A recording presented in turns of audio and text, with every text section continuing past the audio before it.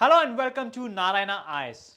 I'm Pratik and I'll be discussing the questions from the subjects Polity and Economy from Saksham paper or test number 2. So students, let us start with the questions from the Polity first and then we'll start discussing the questions from Economy. So the questions from the subject Polity started from question number 59. So let us see what the question is.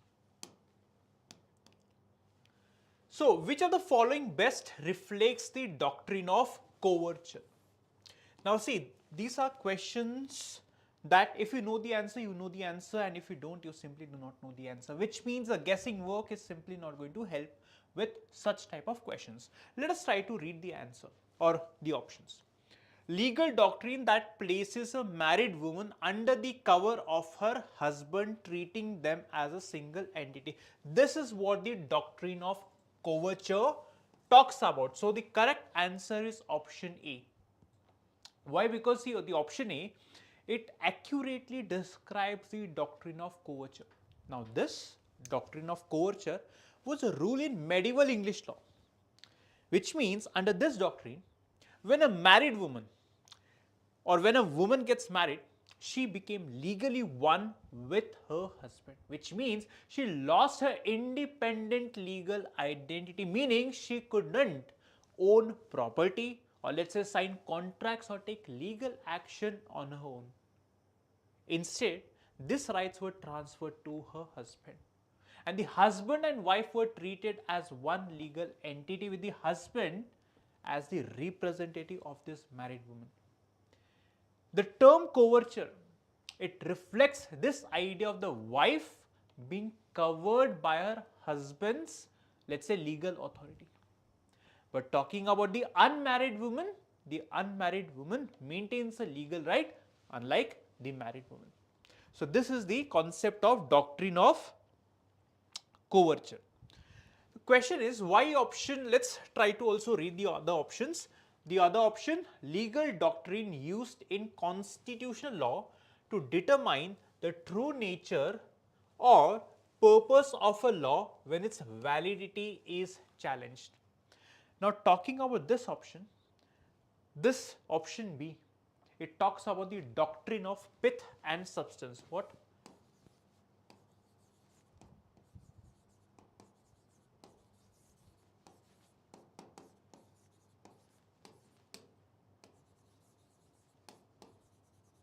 Now, what is doctrine of pith and substance? Now this doctrine is actually used in the constitutional law to understand the true nature of a law when its jurisdiction is questioned. Now this is more relevant or pertinent, especially in the federal countries like India.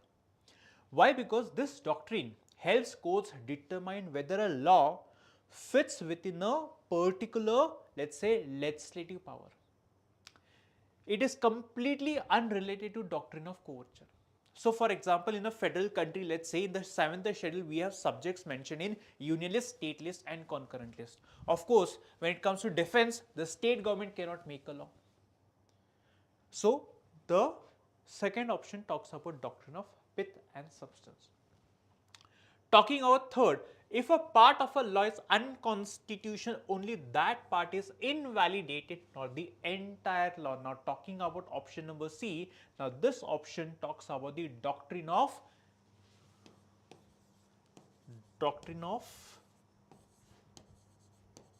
severability, which is applicable when a part of a law is found unconstitutional, which means under this law only the invalid part of the law is removed and the rest remains in force. Option D, government servants hold office during the pleasure of the president or governor but subject to constitutional limitations. Again, this option 4 talks about the doctrine of pleasure and again has got nothing to do with the doctrine of coverture. So the correct answer is option A. So that's the reason I told you, if you know the answer, you know the answer, or simply you do not know the answer. Alright, Or else, if let's say option B, C and D, if you know the doctrine of these options, then it may be easy for you to find the correct answer. I hope you understood question number 59. Let me know if you have any doubts or any question.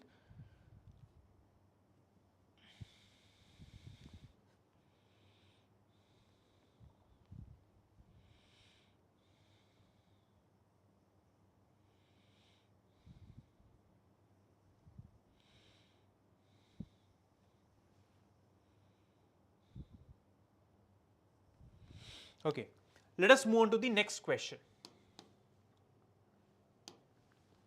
With reference to Law Commission of India, consider the following statements. Now, it is a constitutional body under Article 338.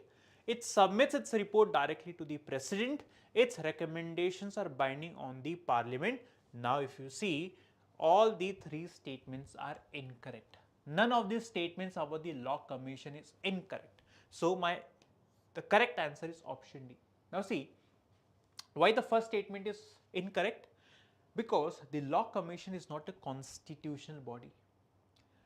Article 338 of the Indian Constitution, it deals with the National Commission for the Scheduled Castes and not Law Commission. Now, talking about Law Commission, it is non-constitutional, non-statutory, which means it is an executive body set up by the Government of India, neither not by the Constitution nor by law. So, it's an executive body.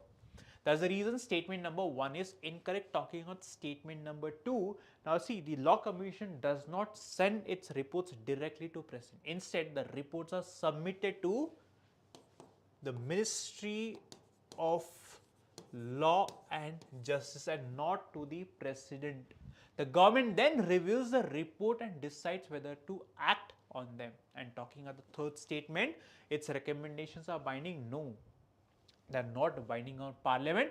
The Law Commission only suggests the legal reforms, but Parliament may or may not accept the recommendations. That's the reason all the three statements are incorrect. Let us again a very easy question, right? This question I would mark under easy category. Next question.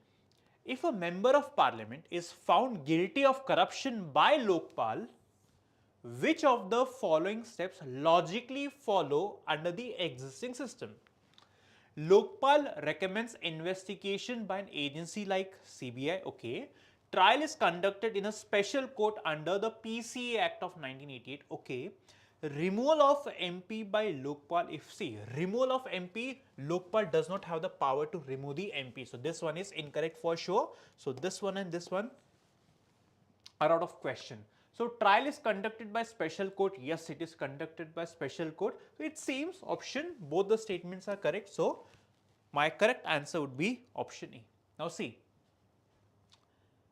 why statement 1 is correct? Because under the Lokpal Act of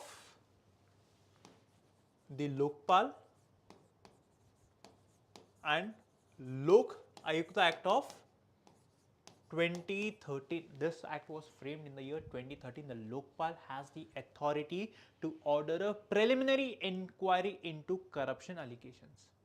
If the Lokpal finds a prima facie case, then it can direct for a full investigation. The investigation, please remember, the investigation is not carried out by the Lokpal but by agencies like, let's say, the CBI or any other, let's say, authorized agency. And what the Lokpal does is it only supervises and monitors the process but does not perform the detailed investigation. So, that's the reason it is correct. Second option, because after the investigation by agencies like CBI, if enough evidence is found, the Lokpal can recommend prosecution. And then there is a trial held in the special court under the Prevention of Corruption Act 1988. Please remember again, the Lokpal does not conduct trial. It functions more like a watchdog to ensure that the process or due process is being followed. And removal of MP by Lokpal is found guilty. Why? Because the Lokpal does not have the power to remove a member of Parliament. If a member, let's say if a member is found guilty by a special court, right? And if the punishment is more than 2 years of imprisonment, then disqualification happens automatically. Disqualification happens automatically under the Representation of People Act 1951. Once the court convicts an MP, the disqualification comes into picture with immediate effect. That's the reason the third statement is incorrect. So, correct answer is option A.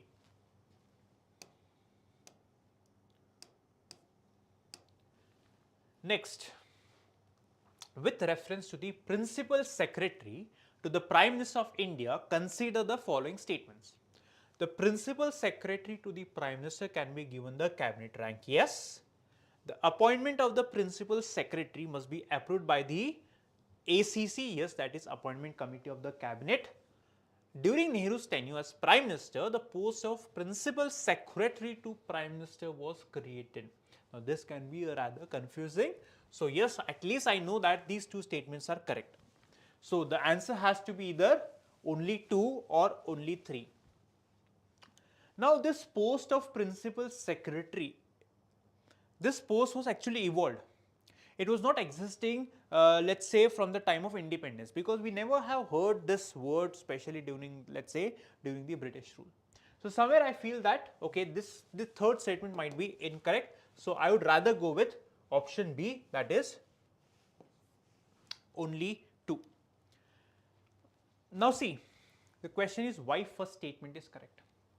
As I told you, the Principal Secretary can be given the rank of Cabinet Minister, which means they enjoy similar status, salary and perks. It is not automatic, but depends on the decision of the Prime Minister. For example, Nripendra Mishra, right, who served as the Principal Secretary to Prime Minister, was given the Cabinet rank during his tenure. So, it is not automatic, completely depends on what the Prime Minister has to say.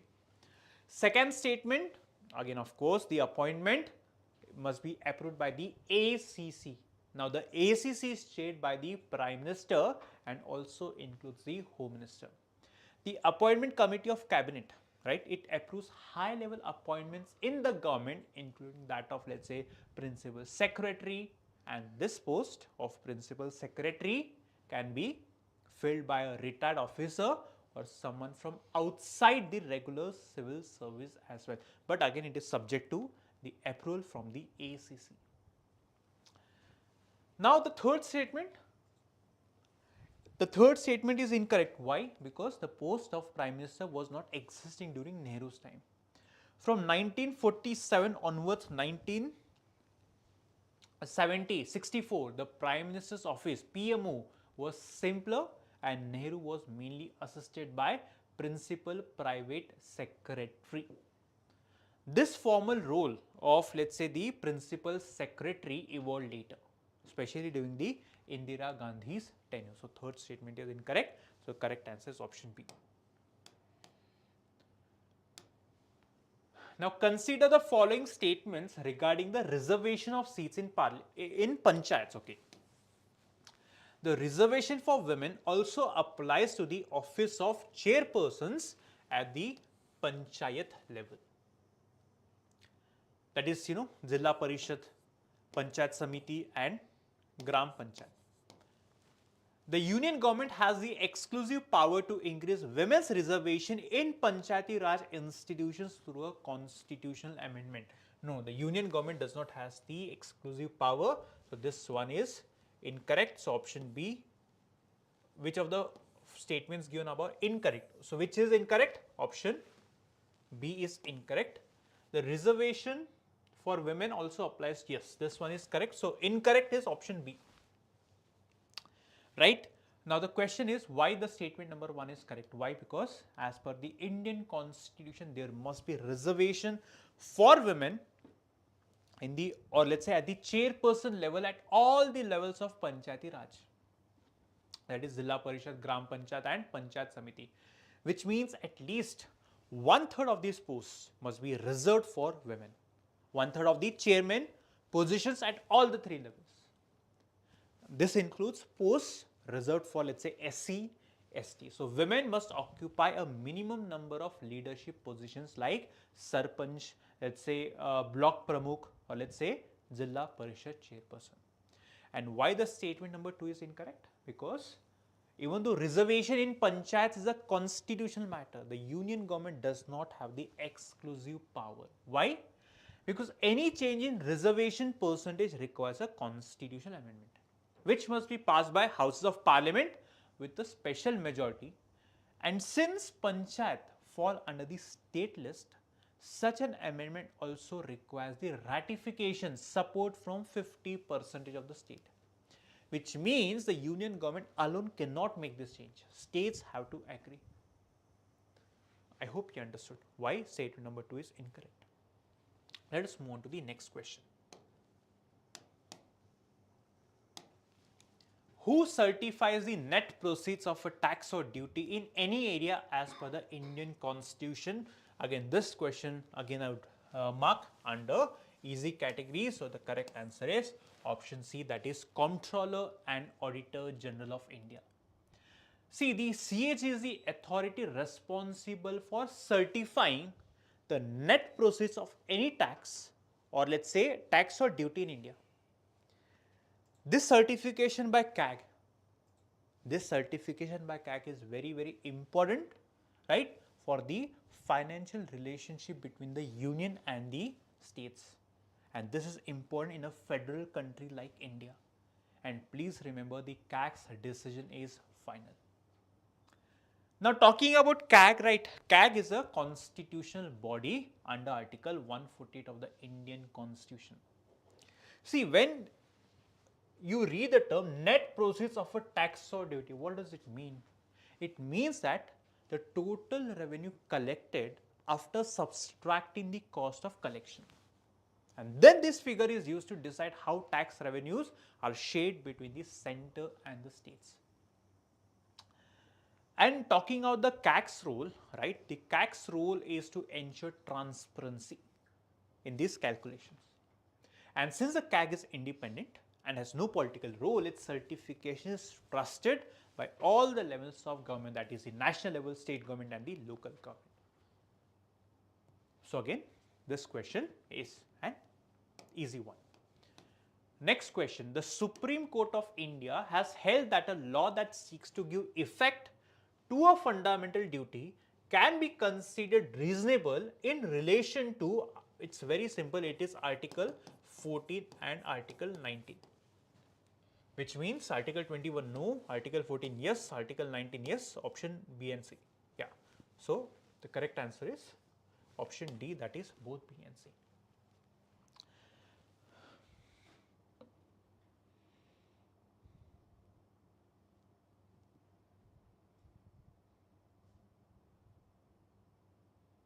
Okay. So now, how is this related to Article 14? See, Article 14, what it says, it guarantees equality before the law and equal protection of the laws. However, the courts have allowed reasonable classification, meaning that not all unequal treatment is unconstitutional. If a law is made, let's say, to implement a fundamental duty, let's say to promote harmony or protect the environment, and treats people differently for a valid reason, it may still be upheld as constitutional, which means in order to implement fundamental duty, if a law violates Article 14 and it falls under reasonable classification, then that law would be declared constitutional. Talking about Article 19, we know Article 19 talks about 6 rights, right? Freedom, like freedom of speech, movement, assembly, residence. But all these freedoms are subject to reasonable restriction. Now, the Supreme Court has said that restrictions imposed to enforce fundamental duties, let's say for example, such as respecting national symbols or let's say protecting public property, can be considered reasonable under Article 19.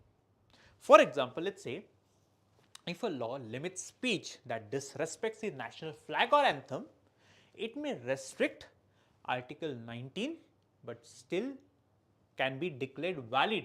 Why? Because it is giving effect to fundamental duty. And what about Article 21? Now, Article 21, it deals with protection of life and liberty. The question of whether a law is reasonable under Article 21 is just on grounds and not specifically connected to fundamental duties in this context. So yes, when the parliament wants to implement fundamental duty, it can violate Article 14 and Article 19.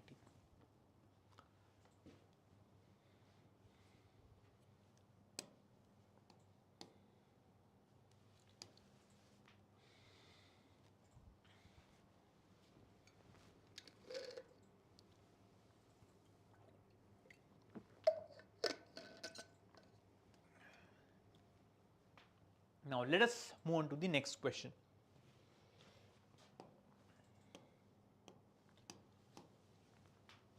Consider the following statements. The chairman of the Rajya Sabha have a casting vote in case of a tie during voting in the House. No. This again is one of the simpler statements. So this one is incorrect. Statement number 2, chairman of Rajya Sabha is not an elected member of Rajya Sabha. Very true. So which of the following is correct?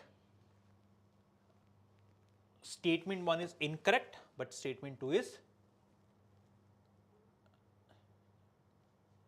is correct. So option D is the correct answer for question number 66. Now see, the chairman of Rajya Sabha is the Vice President of India, who serves as the ex officio presiding officer of the Rajya Sabha, right? The chairman does not have a casting vote in case of, let's say, the votes get tied. In fact, chairman does not vote at all, unlike the speaker who is voting at the first instance, who has the power of casting vote. So in case there is a tie in Rajya Sabha, the motion fails. Why? Because the vice president does not have a casting vote. With respect to second statement, the chairman of Rajya Sabha, who is the vice president, is not an elected member. Vice president is elected separately as mentioned in the constitution. And once elected, the vice president remains the ex officio chairman of the Rajya Sabha. Very simple question. Let's move on to the next question. A British constitutional reform introduced the following features. First, provincial autonomy with elected Indian ministers exercising real power. Okay. Abolition of diarchy at the provincial level. Okay. Diarchy introduced at the center. Very simple. Provisions of All India Federation. Now this one, all these provisions were mentioned in Government of India Act 1935. See, Government of India Act 1919, 1935, right? Then 1947, 1909. Now these are some important, laws which were framed by the British, and it is important for you to remember. The Government of India Act 1935 was the most detailed constitutional reform which was introduced by the British to govern our country. It brought major changes in the, let's say, in the administration and also the political structure of our country. If I talk about the provincial autonomy, now see, the 1935 Act, it introduced provincial autonomy. It allowed elected Indian ministers to exercise real power in the provinces, and these ministers who were chosen from the legislative assemblies were given control over all the provincial subjects. So the statement number 1 is correct. If I talk about statement number 2, abolition of diarchy at the provincial level but introduced at the central level. It abolished diarchy at the provincial level. Now earlier, the Government of India Act 1919, the diarchy was divided into subjects, which subjects reserved and transferred. The 1935 removed this division and gave ministers full control over the provincial matters. And then it introduced diarchy at the center level for the first time. Central subjects were divided into reserved subjects which were handled by the Governor General, and the transferred subjects were handled by the Indian ministers. And then All India Federation, it also proposed an All India Federation which would include both the British Indian provinces and the princely states. But this federation was never implemented. Why? Because the princely states, they refused to join it. So option C is the correct answer for question number 67.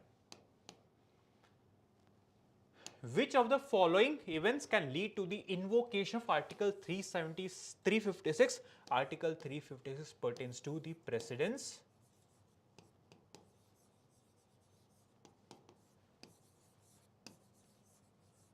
precedence rule.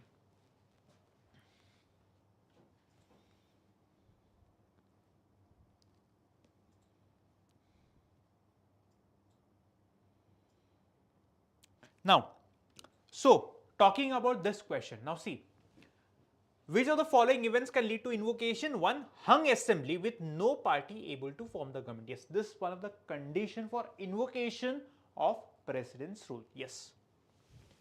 Refusal to implement a union law passed by parliament. Yes, which means once a law is framed by the parliament, the states are the states have the responsibility. It's the mandate of the states to implement the law made by the parliament. Yes. Financial emergency in the state has got nothing to do with Article 356, which means option A, that is only 1 and 2 is correct. See, please remember, if no party or alliance can form a stable government in a state, which means there's a breakdown in the system, and this can lead to the imposition of the precedence rule under Article 356. Now, recently in the state of Jammu and Kashmir, or let's say in Maharashtra, Article 356 was imposed. Why? Because there was no stable government. And if, let's say, talking at statement number 2, if a state refuses that they won't follow the union law, which means it seems that there is a breakdown in the functioning of the government. In this case, Article 356 can be invoked.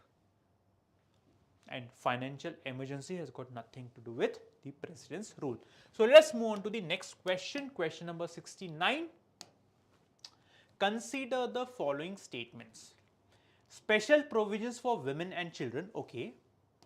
Now we have this in the Article 15. Equality before law, Article 14. Special provisions for socially and educationally backward classes, 15 and 16. 15 education, 16 employment, reservation in public employment for Article 16. How many of the above provisions in the Constitution reflect the idea of substantive equality rather than just formal equality? Now here, in this case, you need to know the difference between substantive equality and formal equality. What is substantive equality?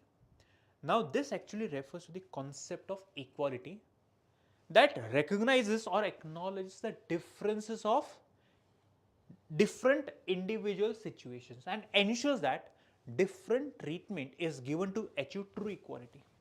It focuses on creating fair outcomes by providing additional support or benefits to the disadvantaged groups. Why? So as to ensure that people reach the same level playing field. For example, let's say reservation is given to the SC, ST, OBCs. Why? So that there has to be a level playing field. This is substantive equality, where the society recognizes that the society is not equal. Some people are historically and economically backward, so state will provide them help. And formal equality, on the other hand, it says that everyone is equal in the eyes of the law. It assumes all the individuals are equal and should be subject to the same rules and conditions. It emphasizes equal treatment without considering the existing differences or disparities. I hope you understood the difference between substantive and formal equality. Now let's focus on statement number 1, that is special provision for women and children. As I told you, Article 15, it allows a state to make special provisions for women and children. Why? The purpose is to, let's say, overcome the historical and social disadvantages. It ensures equal outcomes by recognizing that different groups have different needs. And this actually reflects substantive equality. So yes, statement number 1, equality before law, Article 14, it says that everyone is equal in the eyes of the law. It assumes that everyone is equal and there is no need for special recognition. So this does not reflect substantive equality, it reflects formal equality. So this one is incorrect. Special provisions for socially and educationally backward classes, Article 15, 16, 15, education, 16, employment. So this one is also correct. Reservation in public employment. Yes, if this one is correct. So 1, 3 and 4, it actually reflects the idea of substantive equality. So only 3. Option C is the correct answer for question number 16. I hope you understood the explanation for this question.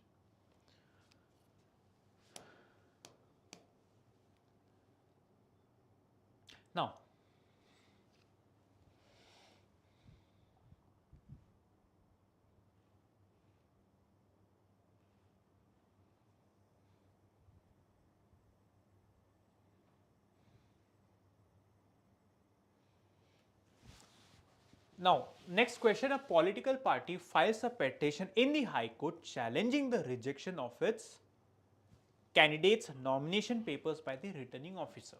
The Election Commission has already notified the election schedule. In light of Article 329 and judicial, let's say, precedents, which is the most appropriate response of the High Court? Okay, this can be a bit tricky question. So option 1, the High Court can intervene immediately and stay the election process. The High Courts must dismiss up the petition as judicial review of election matters is restricted once elections are notified. Okay, the High Court can hear the case but must refer to it to the Election Commission. The High Court can postpone the election process if the affected constituency until the matter is resolved. Now, please remember, in this case, you need to understand Article 329 of the Election Commission. You need to know the powers of the Election Commission. It says that once the Election Commission has notified the election schedule, no court can intervene matters related to election process. Judicial review of the election related issues is not permitted until the election process is complete, which means once the election process is complete, you can approach the judiciary. But once the election schedule is announced by the Election Commission, no courts can intervene. Going by this understanding, here the High Court must dismiss the petition. It must dismiss the petition as judicial review of election matters is restricted once elections are notified. So option B is the correct answer. Right? I hope you understood. And so in the year, I guess, 1952, in the NP Ponuswamy versus, let's say, the returning officer, the Supreme Court ruled that courts cannot intervene once the election process has begun. Grievances regarding the election, let's say, matters such as rejection of nomination papers must be raised after the completion of the election. Alright. So option B is the correct answer for question number 17. Next, consider the following description. During a parliamentary session, a minister represents a report on national security. Okay. However, an opposition MP argues that the minister has deliberately withheld crucial facts from the House. The MP demands that the minister be held accountable for misleading Parliament. Now, this issue was actually in the news for a long time. And which of the following motion should be the opposition MP's move? Adjournment, privilege, calling attention. Now this is again a very, very simple question because all these motions are very, very simple to understand. Right? Which means now the issue that has been mentioned in the question pertains to the privilege motion. Why? I'll tell you. Now see, what is privilege motion? It is a right to move, or let's say right to move here because the opposition MP is accusing the minister of misleading Parliament. Why? Because the minister has withheld very, very important facts. So the privilege motion is used when a member of the House believes that their privileges have been violated, such as when a minister is misleading. In this case, not the case mentioned in the question, not sharing crucial facts, it violates the privileges of Parliament and thus the member. So a privilege motion is the proper, let's say, course of action to hold the minister accountable. Option B is the correct answer. And then what do you understand by genuine motion? This is used to highlight an urgent public matter, but does not address accountability or breach of privilege. Let's say a war, let's say Pakistanis have attacked India. So adjournment motion can be raised. And then talking about calling attention, which means this motion brings urgent matters to minister's attention but does not involve accusations or holding someone accountable. Then talking about censure motion, which means it expresses disapproval of a minister's actions or policies, but it is not meant to address the breach of privilege. It is not the right tool to deal with the accusation of misleading the parliament.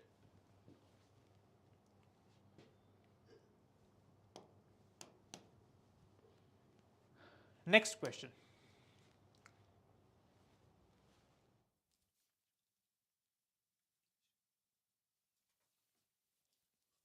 So next question, I think this is the last question from Indian polity. Consider the following statements about the Judges Inquiry Act of 1960. Again, this was in the news for a long time. It is applicable to both Supreme Court and High Court judges. Yes, very much. The committee must include at least one judge of the Supreme Court and one of High Court. Now, this is a question, which means here you need to understand the Judges Inquiry Act. So, the answer is both 1 and 2. Now, why the statement number 1 is correct? Because this act of 1968, it's applicable to both Supreme Court and the High Court judges. Now, what is this Judges Inquiry Act? It actually outlines the procedure for the removal of judges from both the courts based on the grounds of misbehavior, or let's say incapacity. This act is applicable to Chief Justice of India, Supreme Court judges, as well as the Chief Justices of High Courts and the judges of High Courts. So, first statement is correct. Second statement, why it is correct? Because when a motion for the removal of judge is admitted by the parliament, there has to be a 3-member committee. Now, this committee must include one. It should have one judge of the Supreme Court, one Chief Justice, one judge of Supreme Court, second Chief Justice of, so one judge of Supreme Court, one Chief Justice of High Court, and then one distinguished jurist, one person having a knowledge in the field of law, and this actually is recommended by whom? By the Speaker or Speaker of Lok Sabha and Chairman of Rajya Sabha. So, this ensures that the inquiry is independent and impartial. That's the reason both option 1 and option 2 both are correct, right? So, students, this marks the end of all the questions from polity. Post this, we'll discuss the questions from science and tech. So, Yogesh sir will discuss the questions from science and tech, and post that we can discuss the questions from economy. Okay.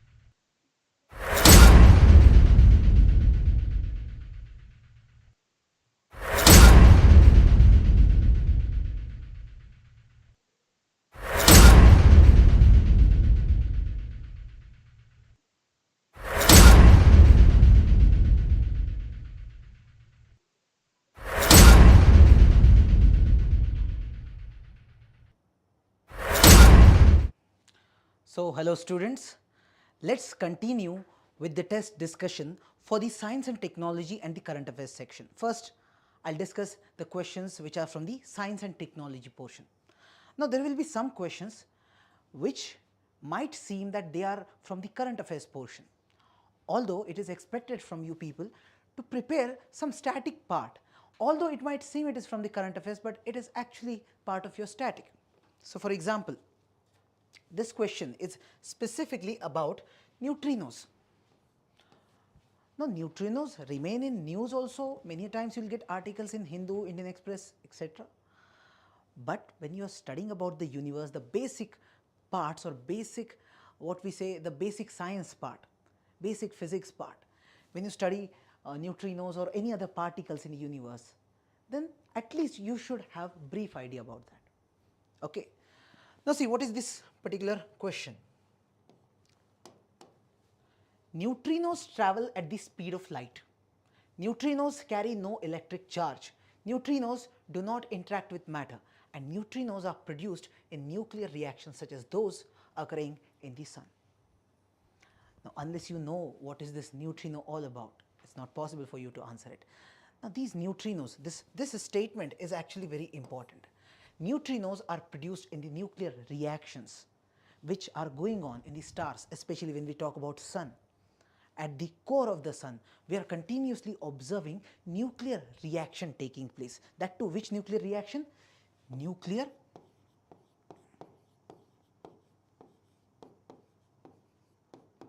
fusion.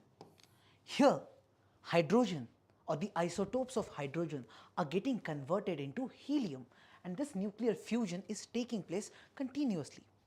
Now, when this nuclear fusion takes place, a lot of energy comes out, because nuclear fusion leads to formation of energy, that too in immense quantity.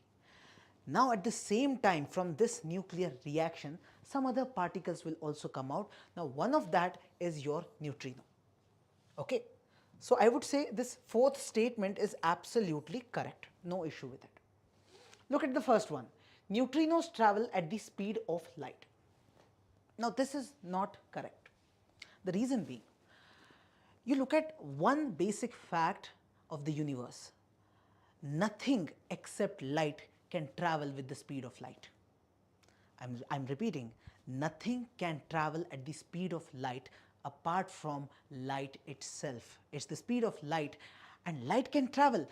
But if anything other than light tries to travel with the speed of light, there is one problem. When we take something which we call as matter, if you have got some mass, then you can't travel with the speed of light. That's a problem. So, this statement is wrong. Second, neutrinos carry no electric charge. Now, this statement is absolutely right. These neutrinos, they are specifically known for this one property, that they are not having any electric charge as such. Now, what will happen? If there is something which is having some electric charge, let's say positive charge or negative charge, they will be affected by the electromagnetic radiation, any kind of electromagnetic radiation, any kind of magnetism that is existing. But here, because neutrinos are not carrying electric charge, they will not be impacted by anything as such. And next, neutrinos do not interact with matter. Now, this is absolutely wrong. There is nothing like they will not interact with matter. They will interact with matter. So, I will say this is a bit technical question, bit difficult question. On the difficulty scale, I will put it at the difficult scale, right. So, first wrong, third wrong, second and fourth statement are right. So, C is the right answer. You should be very clear with the idea of neutrinos to answer this. Okay? Good. Now, we have the next question. India AI mission recently launched by Government of India is aimed at. So, they are simply asking the aim or the objective, the mission objective. So, whenever you read any mission, you at least basically know what's the core aim of this mission, right. Now, this is a very direct question, I would say, direct question taken from the mission, from the government website directly. See, providing access to GPU based compute infrastructure for AI startups, okay, hosting structured data sets useful for AI developers through a portal called AI Kosh. Okay. Developing international collaboration on cyber warfare operations. And fourth, establishing an AI safety institute to build responsible AI technologies. And what they are asking, select the correct answer. Now, please read this part. Sometimes they will be asking not correct or incorrect. Now, see, if I have to use my basic knowledge, even if I have not read this particular mission, I can still try to eliminate by looking at something that is very odd. Okay, that would be my thought process while attempting this question. So when I study this, I look at the India AI mission. It's all about artificial intelligence. Okay, and when we talk about India AI mission going on in India, that means specifically government is focusing on the technology, AI technology, bringing in some innovation, bringing in the ecosystem in India. So providing the access to GPU based compute infrastructure for AI startups, this we can understand, this must be there, and in reality this is there. Okay, government is providing this access to GPU based compute infrastructure. Then hosting structured data sets useful for AI developers through a portal called AI Kosh. Now, what I said, through this mission, government is trying to build the AI ecosystem in India, right? Now, to build that ecosystem, you will have to provide some kind of service to the people who are involved in it. So, for example, when we talk about AI developers, they need something, right? So this kind of a portal like this AI Kosh, it is going to provide them with the data sets which will be very useful for these developers. So okay, we can understand this statement must be right, and that's true. This statement is also correct. Now read the third statement. Developing international collaboration on cyber warfare operations. Now do you see any logic by putting this cyber warfare operation in India AI mission? India is developing AI ecosystem in India. What's the role of cyber warfare? Cyber warfare is altogether a different domain, and there's no, obviously all technologies will be related to one another, but this is a very far-fetched statement which we can observe over here. Okay, so if you read the India AI mission and its objective, there is no role of cyber warfare operations as such. Nothing as such has been mentioned about the cyber warfare. Nothing as such is mentioned about war as such till now. Okay, so this is a very odd statement, and this shows that this statement is wrong, and this statement is certainly wrong. Fourth, establishing an AI safety institute to build responsible AI technologies. So yes, this statement, it's a general statement, and this statement is also right. We are, to build this ecosystem, we need some institutions. Okay, so this part is right. So 1, 2, 4, right? Only third statement becomes wrong, making this B answer correct. Okay, very easy. You could have used your basic knowledge or your what we can say basic understanding of things and apply your mind. You could have got the answer. Now moving ahead, next question. Now this is from the basic science part, general science part, the basic biology which everyone is expected to know, the cell biology part. Consider the following cell organelles and their functions. Cell organelles are given and their functions is given. You should know what is the function. Basically everyone knows about cell. Even if you don't know, if you look at yourself, you look at plants, animals, any fungi, bacteria, anything, all of us are made up of cells. When you look at bacteria, bacteria is just made up of one cell, whereas we human beings are made up of millions of cells. Okay, even plants, they are also made up of cells. Now you see, if you take just one single cell, in that cell there are many organelles. So just like our body has got many organs, many parts, similarly there are specialized organs who are performing some tasks. Those are your cell organelles. So let's first read the question. Ribosomes, do they go for cellular respiration? Golgi apparatus, do they go for protein synthesis? Mitochondria, do they go for packaging of proteins? Now either you know the answer or you don't know. There's nothing like you can use your logic as such over here. You should know the basic fact. Look at this cell. This is your one single cell, and in that cell there are so many organelles. First of all, in that cell there will be a nucleus. Okay, this we call as nucleus of the cell. In that nucleus you will have your DNA, means there will be chromosome. In that chromosome your DNA, your genes, all that part is there. Outside this nucleus there are so many other organelles also. So this outer part, this is your what we call as a membrane, plasma membrane. In this you have got ribosomes, you have got Golgi apparatus. So this is your ribosomes on this endoplasmic reticulum. You have got endoplasmic reticulum. On that surface of endoplasmic reticulum you will find these ribosomes. Now I'll tell you one thing, the core task of these ribosomes is to make proteins. Proteins are synthesized. Okay, so what these ribosomes are doing, the core task of, they're like some kind of factory of proteins. The proteins are made in this cell in these ribosomes. This is the location where this process is exactly taking place.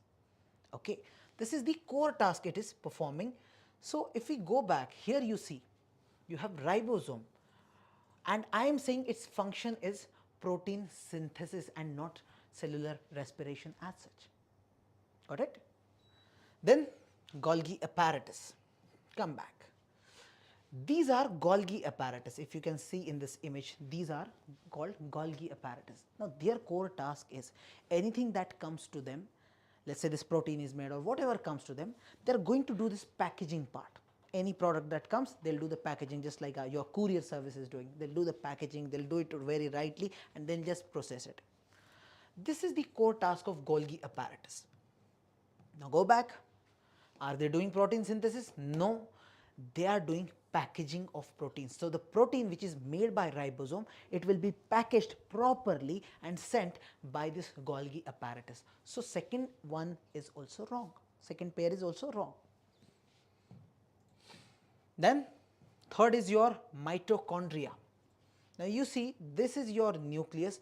Apart from the nucleus, when you look at all this cell, you will have something additional over here which we call as mitochondria. And there is one term very famous for mitochondria. We call mitochondria as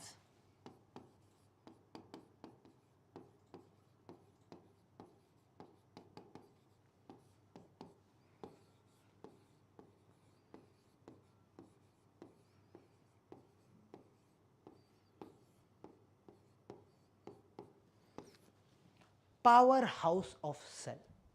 That means whatever energy your body is getting, or each cell in your body is getting, that is coming from mitochondria. So let's say you have eaten some food, you've taken sugar, you've taken carbohydrates, whatever food you have eaten, that sugar is entering, and somewhere it is reaching to this mitochondria. What this mitochondria will do, it is going for some reactions, some chemical reactions, after which this food part will get converted into a new molecule which we call as ATP molecule. Okay, adenosine triphosphate. In this molecule it is converted, and this is nothing but the energy that we get. Without energy we can't survive, but we are getting this energy from mitochondria. And whatever all this process which is taking place, we call it the cell respiration process. So you go back and see mitochondria. Are they doing packaging? No, this is Golgi apparatus which is doing packaging. They are actually doing cellular respiration. You understand? So this is very easy, I would say, if you know this basic part. Ribosomes are doing protein synthesis, Golgi apparatus doing packaging part, and mitochondria doing cellular respiration. So all three are wrong, and they have asked about correct pairs. So nothing. D is the right answer. No pair seems to be right. Okay.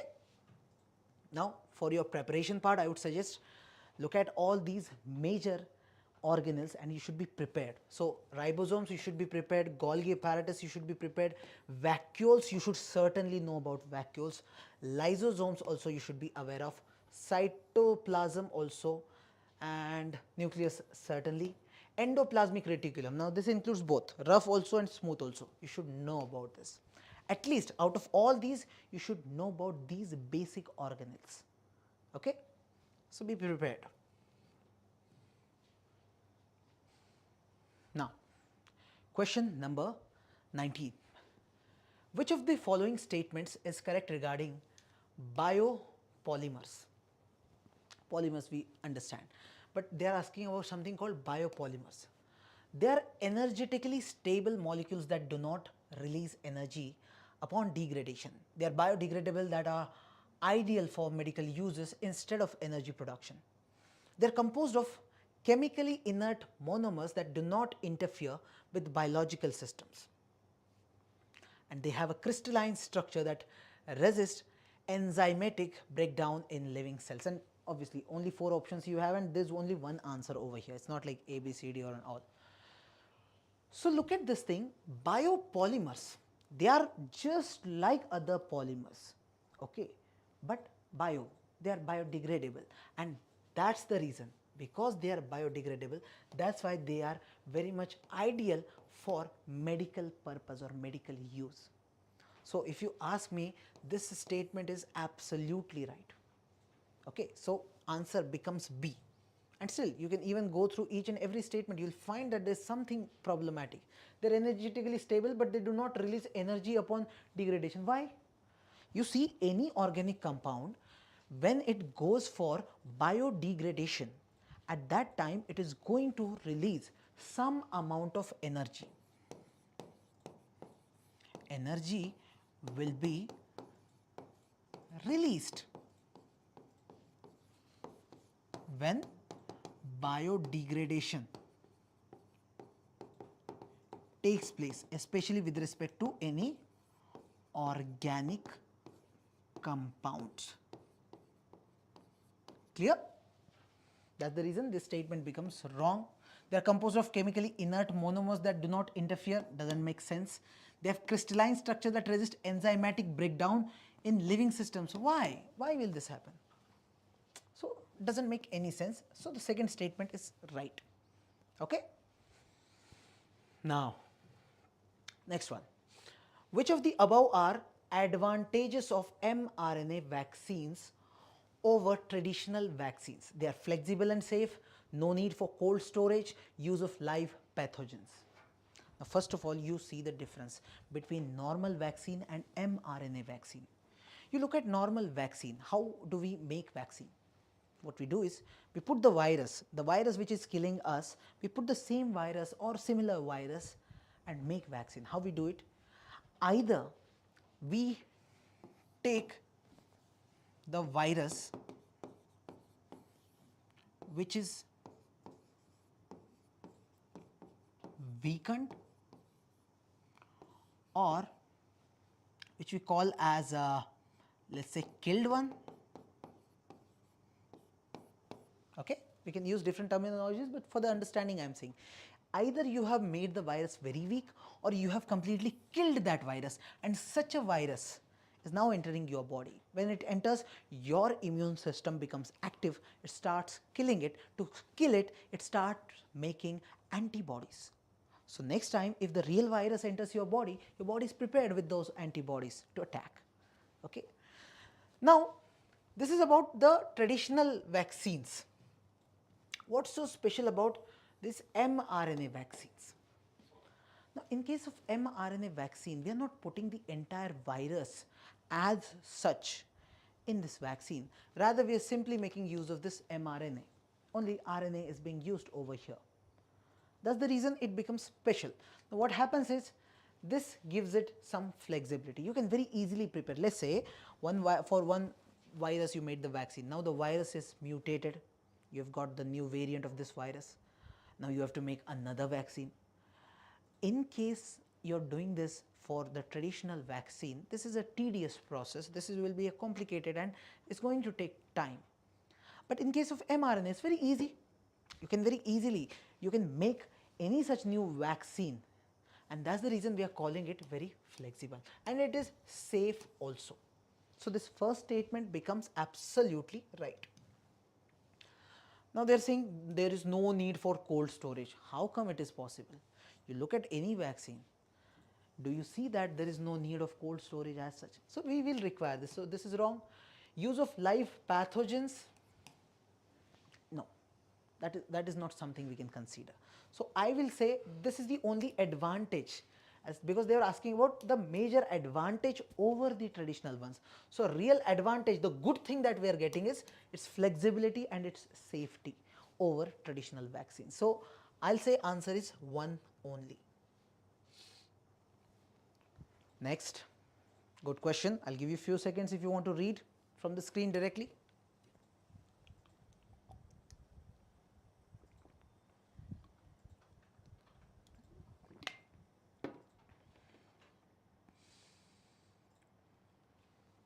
Done? So the question is, we have a description of a technology and you have to tell which one of the technology is this. This description showcases which technology. It is a rapidly evolving technology that immerses users in a computer generated environment, simulating real or imagined experiences.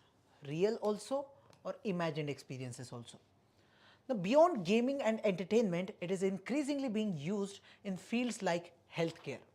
It often includes audio-visual immersion with some systems wireless, though many still need external computing. So if you read, if you highlight these keywords, this keyword, its usage especially in the healthcare part, audio-visual part, all this if you understand, then you get to know that we are simply talking about virtual reality.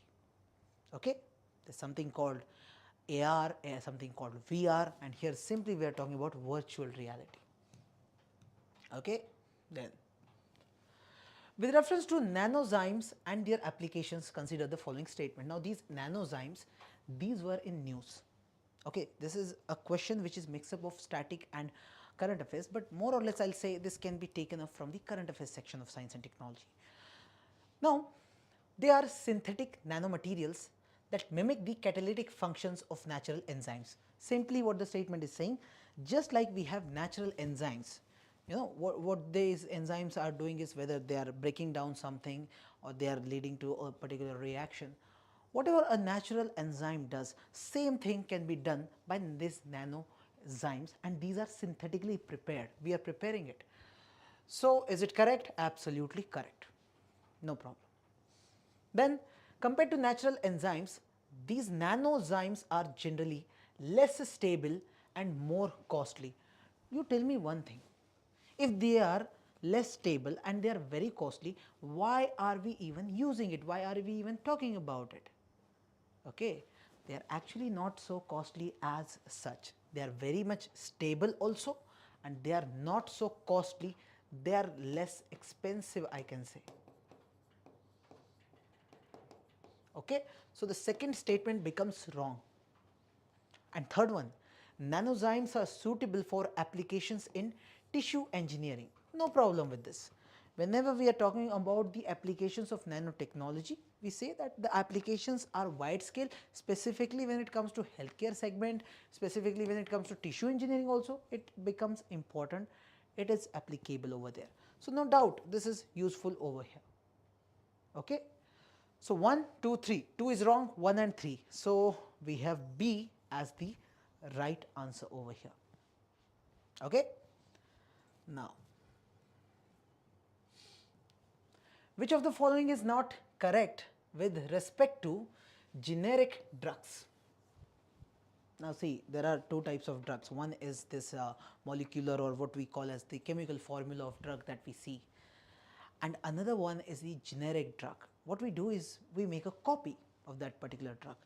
Now in this case what we do is, let's say a new a new drug has been made. So it has got some chemical composition. Now if you know the chemical composition, you can exactly make a copy of it. So what you can do is you can make this copy.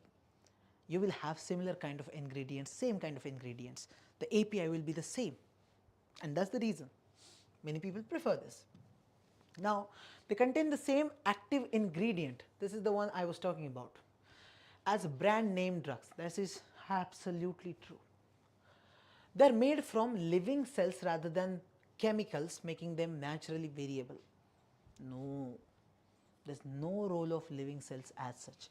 When you talk about the normal drugs, like let's say we are making paracetamol, okay, so here we are not making use of any living cells, we are simply using chemicals. Chemical formula is there. So similarly, this kind of generic drug will also be made using chemicals and not living cells as such. There is no role of living cells. There are some drugs which are made, or there are some few things which are made using living cells, like you can make insulin. Okay, you can make insulin using living cells. That's a different thing altogether. Okay, but here obviously generic drug will be made using chemicals. So this statement is absolutely wrong. Then they are composed of small molecules that are chemically synthesized. Now, the statement is right. They are chemically synthesized. That's absolutely true. And none of the above. Now, they are asking which of the following is not correct. Please focus on this aspect. They are asking which one is not correct. And as we said, second statement is wrong. So, B is wrong. So, this will be your answer. Next question. Consider the following statements. One is, light is influenced by gravitational field of massive bodies. Universe is undergoing a continuous process of expansion in all directions. The presence of mass and energy causes warping of space-time fabric. How many of the above statements are correctly attributed as direct predictions of Einstein's general theory of relativity? Now, we all know about the Einstein's general theory of relativity, wherein whatever we have studied is light travels in the straight line. We thought that light will not change its direction, nothing different is going to happen. But now we know that light even bends when it comes to this kind of relativity taking place, wherein we see light bending also. Now, how this happens? In case when we talk about gravity, everything that you see in the universe which has got some mass, that has got its gravity. You and me also have some kind of gravity, but we are not having that much mass. When you look at any object which is very heavy, which has got lot of mass, then it will have more gravity. Just like sun you see, just like earth you see, they've got substantial gravity. You look at black hole, there it has got hell lot of gravity.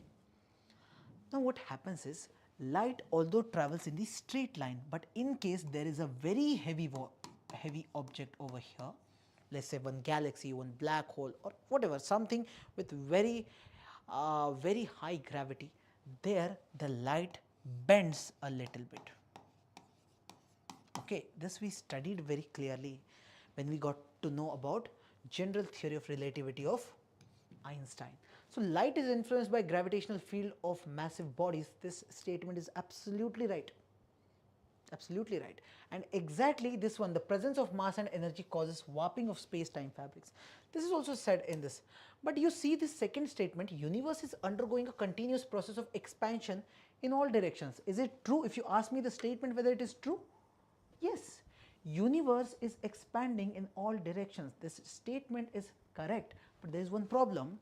Question is saying, how many of the above are correctly attributed as direct predictions of Einstein's general theory of relativity?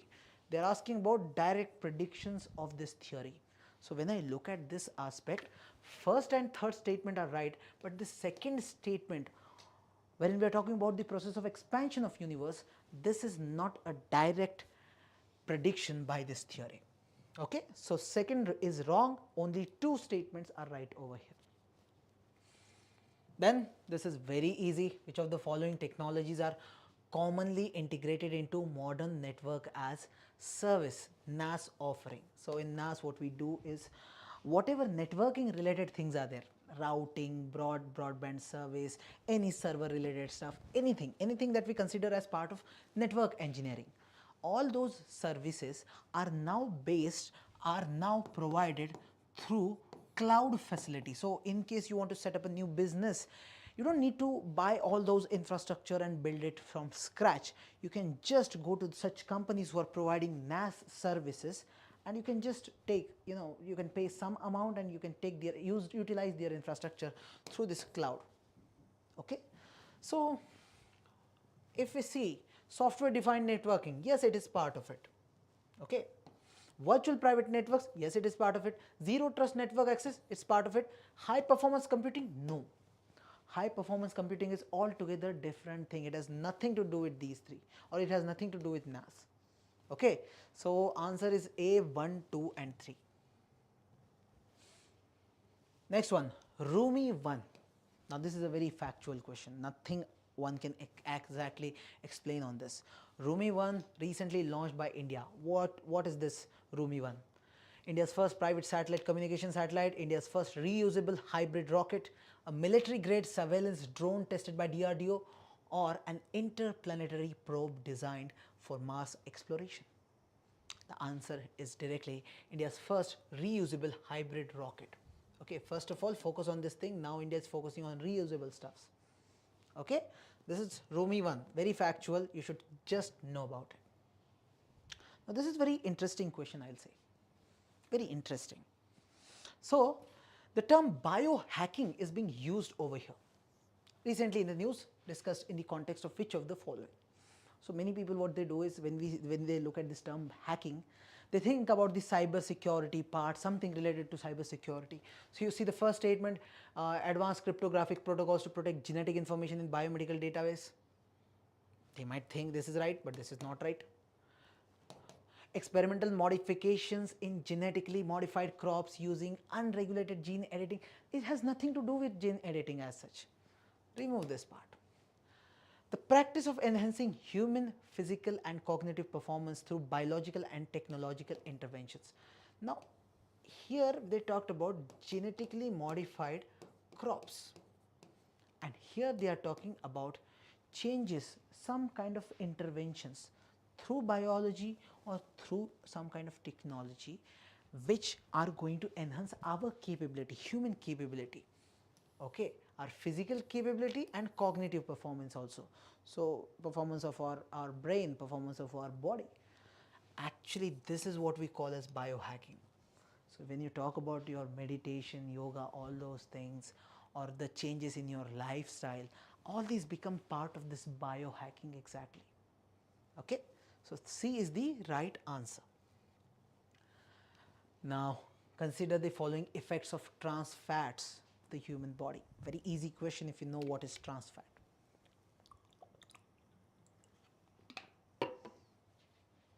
So when we talk about trans fat, it's a new kind of fat that we have created in the market. So it's an unsaturated fat, and it has been hydrogenated to make it look solid. We talk about dalda, right? So this is your trans fat which you're getting. Now, it is going to increase the bad cholesterol level in your body. Yes, it is going to do it. It increases risk of inflammation and blood vessel damage. Yes. Alteration of cell membrane fluidity. Yes. Enhances absorption of fat soluble vitamins. Now, this is a good thing you are saying. Nothing good happens because of trans fat. Please remember, nothing good is going to happen in your body. And interference with insulin sensitivity. This is true. These four statements are very much, we can say, they are criticizing trans fat. And this fourth is wrong statement. So I'll say only 4C is the right answer over here. Then with respect to Bharat Gen, consider the following statements. It integrates text, speech and images into AI models. Now this is very true. This is very factual. This is true. It is the first government funded multi-model large language model. Now this LLM is something on which government is continuously working. Many private firms are also working to build their LLM, right? So government is providing, yes, funding is there. Now here primary aim is to upskill students and teachers. Do you think there is any role of upskilling students and teachers with respect to LLM model? No. This statement is absolutely wrong. And fourth, it will maintain a repository to facilitate India-centric language data. So overall, we are actually building an AI model completely our own AI model, we can say. Okay, so this has no role. 1, 2 and 4 are right. C is the right answer over here. Okay, I'm just trying to tell you how you can even think about eliminating things by understanding what's odd in all these statements given. Now the next one, consider the following: flash freezing, rocket propellant, artificial insemination. How many of the above are potential areas of applications of liquid nitrogen? So they are talking about liquid nitrogen. Normally nitrogen is a gas. Now liquid hydrogen, this is an application part which you should know. First thing, yes, we use it for flash freezing of the food items. You know, food items we can freeze them, flash freezing. Rocket propellant, no, for rockets we use liquid hydrogen, we use liquid oxygen, we use even some kerosenes. We don't use nitrogen as such. Nitrogen, you know, you can't burn nitrogen very clearly, they are not flammable, they are inert gas. You know, nitrogen is an inert gas. So this statement is wrong. Artificial insemination of animals, yes, for the artificial insemination, whatever gamete cell that you have got, or you want to store it under very less temperature, that is possible with nitrogen. So third and first is right. So only 2, that is B is the right answer. Now some questions from the current affairs section. For example, this question number 93, with reference to impact of US Federal Reserve's interest rate hike on India. Consider the following statement. Now simply say, we have US government, they have increased the interest rate. If they have raised interest rate, their Fed Reserve, that means they will provide more interest. Now here companies, those foreign companies or those foreign individuals who have put money in India's market, who have injected dollar over here, they will take out that money and go to USA simply, right? So dollar from India will be reduced. Okay. Now see, it can lead to capital outflow from Indian market. Yes, money will go. It results in depreciation of Indian rupee. You see, dollar is reduced. That means in the market, the amount of dollar is reduced, supply is reduced. So the value of dollar will increase. So relatively, value of Indian rupee will decrease, right? So depreciation will happen. It reduces India's import bill due to cheaper global commodities. Now, do you think global commodities are going to become cheaper? No. It increases the cost of India's external commercial borrowings. Now, this is true, because whatever loan you have taken, now the Indian rupee has got depreciated. You have to pay more amount for the same loan when you are paying the interest. So this is true. 1, 2, 4 is the right answer. So only 3 statements are right over here. Consider the following statements regarding domestic systemically important banks. So when we saw this 2008 global crisis, financial crisis, after that even we thought that there are some banks in India which are very important. If these banks collapse, if something happens with these banks, then entire economy is going to suffer very badly. So we decided we'll have this DSIB, and we'll try to put some more restrictions, or we will have some planning for these banks so that they stay safe. So concept of DSIB was introduced by Financial Stability Board after 2008 crisis. True. In India, banks with size exceeding 5% of national GDP are considered for a DSIB classification. No, it's actually 2% of national GDP. And these are subject to high capital requirements due to their systemic importance. This you can understand. Obviously, their size is very large. That's why we are talking about higher capital requirement. So 1 and 3, only 2 right answer. Unified lending interface recently seen in the news is an initiative which of the following? Very factual question, and this is from Reserve Bank of India. They are saying that we'll have a lending interface which is common for everyone. So lenders like banks or NBFCs, they can lend anyone who is taking the loan, businesses or individuals or anyone. So we'll have one single interface over here. So RBI. Kalakkadal, recently seen in the news. Again, a very factual question. If you have read about it, you know the answer. The answer is coastal flooding caused by swell waves in Kerala. There were some images also shown in the newspapers. So very easy question.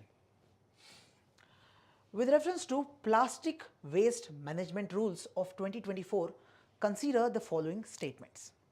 Plastic pollution, very important. Plastic waste, very important to study. First of all, plastic manufacturers can only sell plastic raw materials to registered producers or sellers. If you have read these rules, this is the right statement. Second, municipal corporations are mandated to assess the plastic waste generated on an annual basis. Now, this is something very interesting government has done, that municipal corporations are also given some kind of responsibility over here, that they have to do this assessment part, whatever waste is getting generated in your place.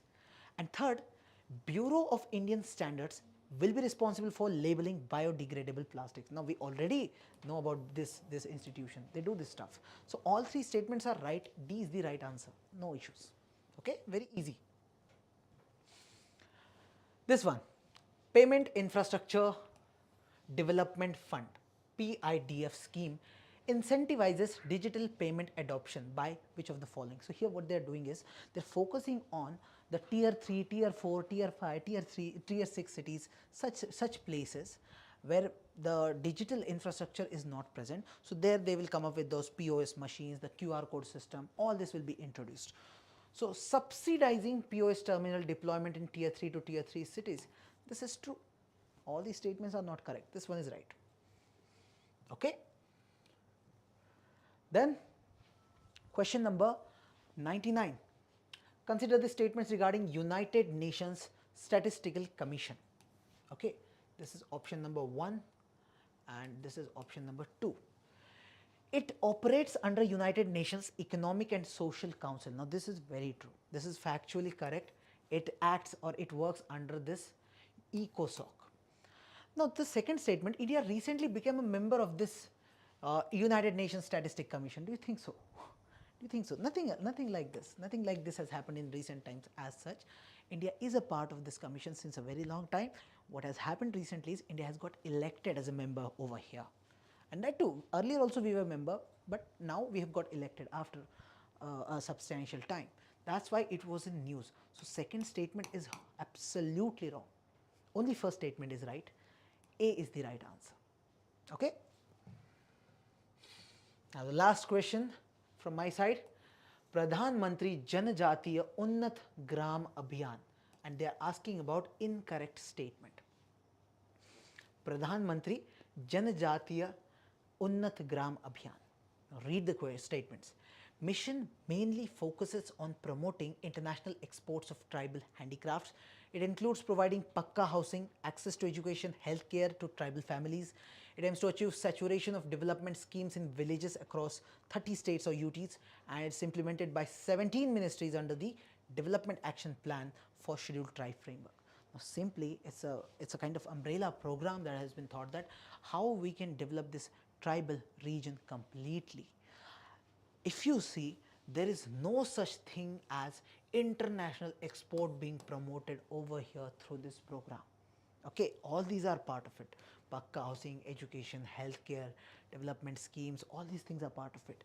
This is not part of it. So, first statement is wrong, and they asked about the incorrect statement. So, A will become the answer. Okay. So, that's all from my side. After this, Prateek sir will come and he'll take up the economy section. Okay. So, thank you so much. We'll meet.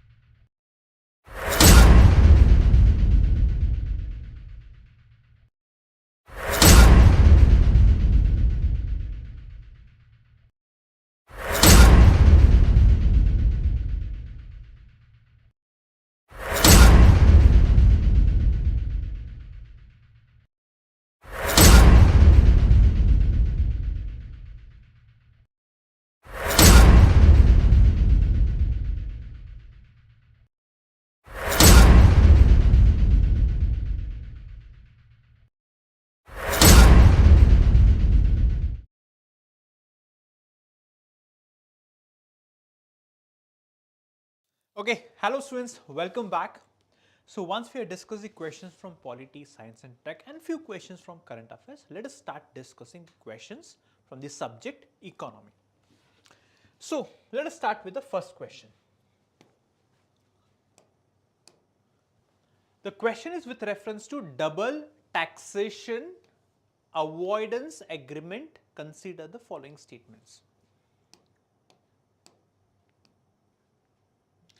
So it allows the same income to be taxed both in India and the resident country of the taxpayer. Foreign companies that are tax residents in countries having a DTA with India can avail lower withholding tax rates. Now in this question here, you need to understand the concept of double taxation avoidance agreement. So the question is, which of the statements given above are incorrect? So double taxation, so the question itself is saying double taxation avoidance. The first statement is completely in contrast.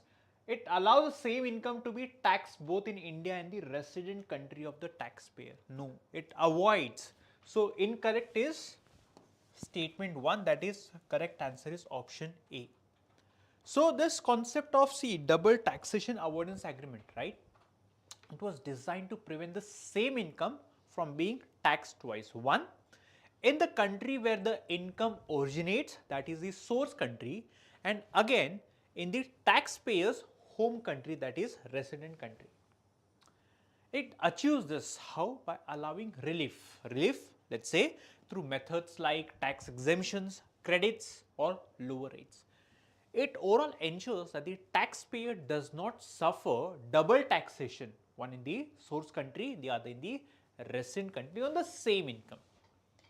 Hence, the double tax avoidance agreement do not allow double taxation. They are meant to avoid it. So, statement 1 is incorrect. Why statement number 2 is correct? Because foreign companies, right, that are the residents of countries having a double taxation avoidance agreement with India can benefit from reduced withholding tax rates on income such as, let's say, dividends, interest, royalties, or let's say fees as well. For instance, let's say for example, when let's say when the Income Tax Act might prescribe a 20% withholding tax, the double taxation avoidance agreement may reduce this rate to 10% or even lower. So this is why the second statement is correct. Let us move on to the next question. With which of the following best describes the nature of secured overnight rupee rate? Now here you need to understand the meaning of first SORR. So what is SORR? That is secured overnight repo or rupee rate. See, this is nothing but it's an interest rate. This interest rate actually reflects the cost of borrowing money just for one day. How? Using government securities as a guarantee. It is based on actual transactions in the market, not predictions about future rates, which makes it a backward looking rate.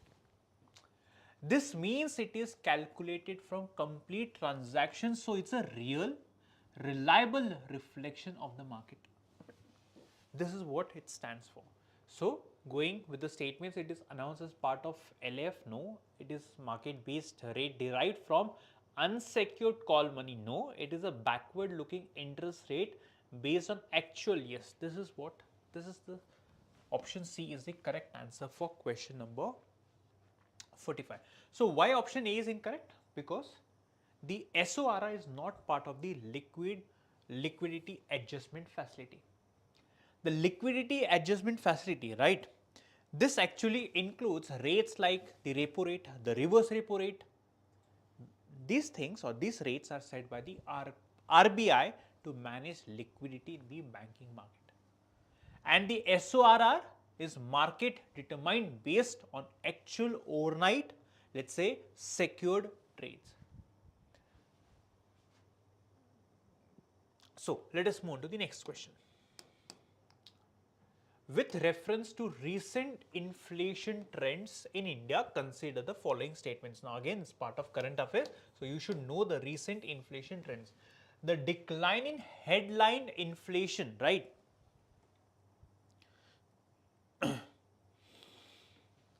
So the decline in headline inflation in financial 25 is primarily due to a fall in volatile food prices. Okay, retail inflation has eased despite an increase in wholesale price inflation. The current inflation target in India is around 4%. Now this is with respect to the recent inflation statement. And how many of these statements given above are correct? Now let us understand the first statement. Now see, first statement, the decline in headline inflation is primarily due to fall in volatile. This statement is correct. This decline has been due to, let's say, fall in the volatile food prices. Though core inflation, now this core inflation actually subtracts food and fuel, has also declined, but the sharper food inflation had a bigger impact on, let's say, overall easing these CPI inflation. For example, the retail inflation dropped to, let's say, 3.34% in March 2025 because the food inflation fell to 2.69%. So statement number 1 is actually correct. Retail inflation has eased despite an increase. No, this statement is actually incorrect. Now see, retail inflation has eased not despite increase in wholesale inflation, but because wholesale inflation has remained low or negative. Lower input prices at the wholesale level helped in reducing the consumer prices. Hence, this statement actually misrepresents the trend, and that's the reason this statement is incorrect. The current inflation target, yes, this one again is an easy statement, so which means only 2, that is option B. Now why is statement number 3 is correct? Because the current inflation target is 4%. Now this has a flexible inflation targeting framework. There is a band of plus, so 4% plus minus 2%, which means it's 2 to 6%, 4%. Understood? This target again is set by government in consultation with the RBI and is reviewed every 5 years. Let us move to the next question. Question number 47. So this pertains to the concept of green bonds. Now, statement 1, green bonds issued by Indian entities has to comply with SEBI guidelines. Okay. SEBI mandates third-party verification of the environment sustainability of projects funded through green bonds. So, which means both the statements are correct and statement 2 is the correct explanation of statement number 1. So, option E is the correct answer for this question. Now, why statement 1 is correct? Because the green bonds, they are issued by the Indian companies, entities, and they must comply with the SEBI guidelines. The Security and Exchange Board of India, the SEBI, has framed specific regulatory norms under the SEBI regulations, which I think were framed in the year 2021. This applies to all the issues of green bonds in India. These rules aim to promote transparency and align India's green bond market with the international best practices. And why statement 2 is correct? Because one of SEBI's key requirements is that the issuer must obtain a third-party opinion or certification regarding the environment sustainability of the project. And this actually is done by independent agencies to ensure that the funds raised are indeed being used for green and environmentally, let's say, sound initiatives. That's the reason statement 2 is correct. So, option is the correct answer for question number 47. The next, which one of the following components are part of India's external debt? Very important question. So, multilateral and bilateral loans, commercial borrowing and export credit, NRI deposits and sovereign gold bonds, foreign portfolio investment in government securities. So, again, if you see all the 4 statements, they are part of India's external debt. So, option D is the correct answer. See, India's external debt, it includes all the financial liabilities that the country India, which includes both public and the private sector companies, owes to non-residents and let's say foreign companies. So if I talk about the multilateral and bilateral loans, now multilateral loans like the loans from World Bank or let's say Asian Development Bank, the bilateral loans, let's say we take loans from Japan, Germany, they form part of the official external debt of the Indian government. These are among the most traditional and significant sources of the sovereign gold or let's say external debt. Talking about the second, commercial borrowings. Now, commercial borrowings, right, they refer to loans raised by the Indian companies from abroad, such as through external commercial borrowing. Export credit is usually extended by foreign companies to Indian importers or the infrastructure projects. So, both again they are part of the external debt. Talking about the NRI deposits, they are held by the Indian banks but sourced from non-resident Indians. Sovereign gold bonds, again if held by non-residents, that is which is permitted under RBI, also get included in the external debt. Foreign portfolio investment in government securities. Now, foreign portfolio investments in Indian government securities, if held by non-resident investors, it constitutes part of India's short-term external debt. So, all four fall under the external debt. So, option D is the correct answer. Next, consider the following statement. Nutrient based subsidies applicable to both urea and no, it's not applicable to both. The union budget reduced the allocation for fertilizer subsidies compared to the previous fiscal year. Fertilizer subsidies are categorized under the amber box subsidies as per the WTO classification.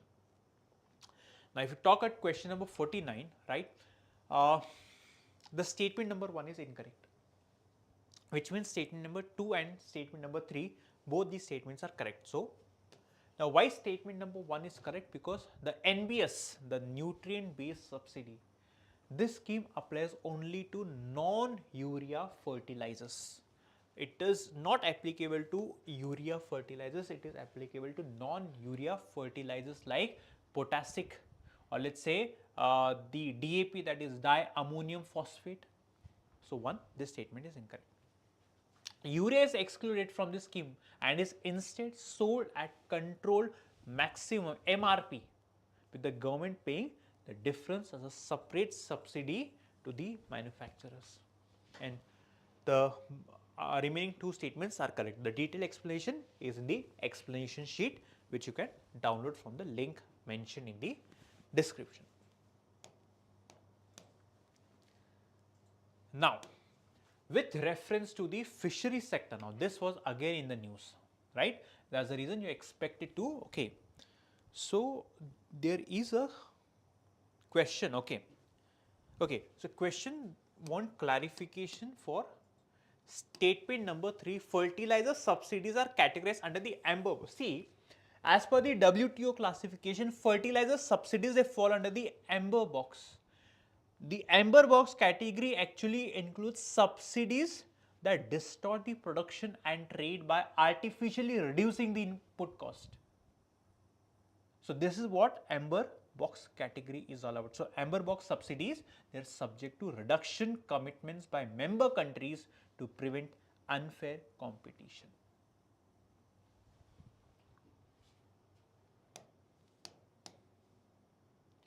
With reference to fishery sector, it is is it the largest fishing producing nation India? No.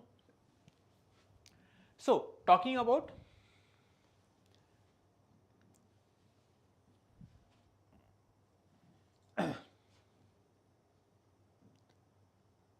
so, India is not the largest fishing producing nation, it is the second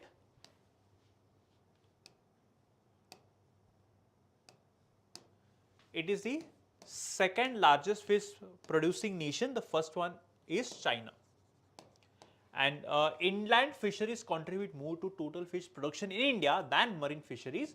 FDI in pisciculture and aquaculture was allowed 100% under automatic rule.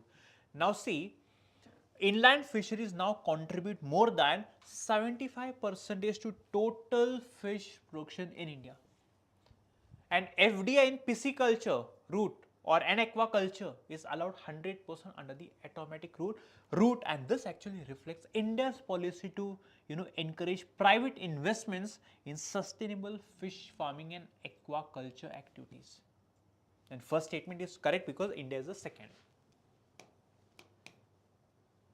Now, which of the following crops are covered under the minimum support price? Now see, these issues, they come in the newspaper again and again. That's the reason it is very important to keep a note on such facts. So which of the following crops are covered under the MSP?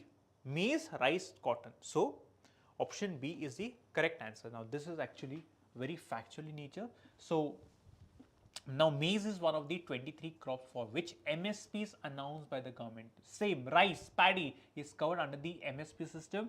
Cotton is also covered under the MSP system. Onion is not covered, and sugarcane is also not covered, but it is under the fair and remunerative price system. What? Sugarcane. So again, it is a very factual one. Yeah. Now,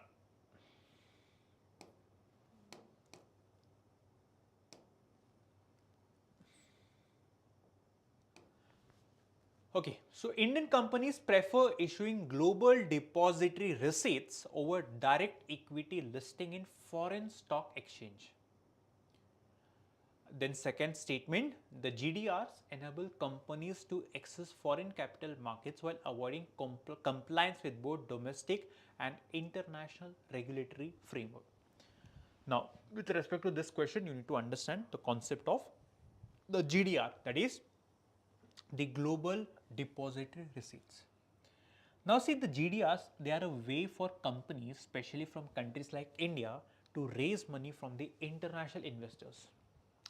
So instead of directly, let's say, listing shares of company on foreign stock exchanges, a company can issue GDRs. These GDRs, they represent a certain number of the company shares and they are traded on foreign markets. So in simple terms, the GDRs are like receipts or tokens for shares of a company, but they are sold and traded on international stock exchanges. This allows the domestic companies, like let's say from a company from India, to get funds from investors in different countries without needing to list its share directly on the foreign stock exchange. This makes it easier for the company to, let's say, get the capital from foreign markets while keeping its share listed in its home country. So statement 1, yes, is correct. Indian companies often choose GDRs because they are easier, quicker and more cost effective to direct listings on foreign stock exchanges like we have the Nasdaq, etc. Now statement 2 actually is incorrect. Why? Because while the GDRs, they help ease some regulatory burdens, they do not allow companies to bypass all regulations. The GDRs are subject to both Indian regulations like, let's say, the Foreign Exchange Management Act, SEBI Companies Act, and foreign regulations as well. This one is actually incorrect. So statement 1 is correct, statement 2 is incorrect. Option C is the correct answer for question number 52.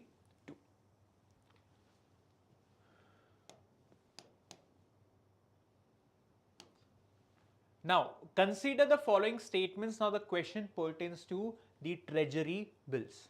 The treasury bills are long term. It's absolutely incorrect. Very, very simple question. So, one statement, treasury bills are zero coupon securities issued at a discount and redeemed at face. Yes, both the central and state governments, this one is incorrect, which means how many of the statements above correct? Only one statement is correct. So answer is A. Now see, treasury bills are short-term debt instruments, right? They're typically issued with let's say maturity of 91, let's say 6 months, or let's say in a year tenure. Now, the treasury bills are zero coupon securities. They are issued at discount and redeemed at face value at maturity. This is why the second statement is correct. The third statement, only the central government can issue treasury bills. The state government can also issue, but they can issue the state development loans, that is the SDLs, which are long-term instruments and not treasury bills. Treasury bills, please remember, they are short-term debt instruments through which you can actually borrow funds. Now, in an economy, when savings exceed investments, it generally leads to very interesting question. When savings exceed investments, higher aggregate demand and rising inflation, lower aggregate demand and slower economic growth, increased government borrowing to maintain fiscal, again this has got nothing to do with it, a trade surplus, again nothing to do with it. So it seems option B is the correct answer. Now see, when savings are actually exceeding investments, it leads to lower aggregate demand because the savings are not being utilized for consumption or investment in the economy. This reduction in demand can slow down economic growth as the companies, the firms, reduce production and investment. So if there is no investment, without sufficient investment, the economy may experience slower growth and of course lower productivity as well.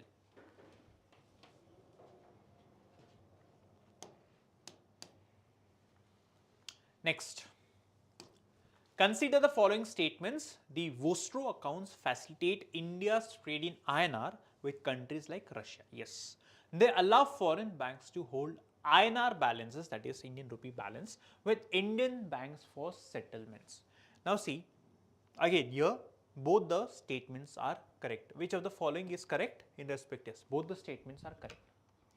Now see, the Vostro account, this mechanism is used to settle trade transactions in INR between India and other countries like Russia. This method helps bypass the use of what? Use of dollars or let's say euro in international trade, especially in cases of sanctions or currency restrictions.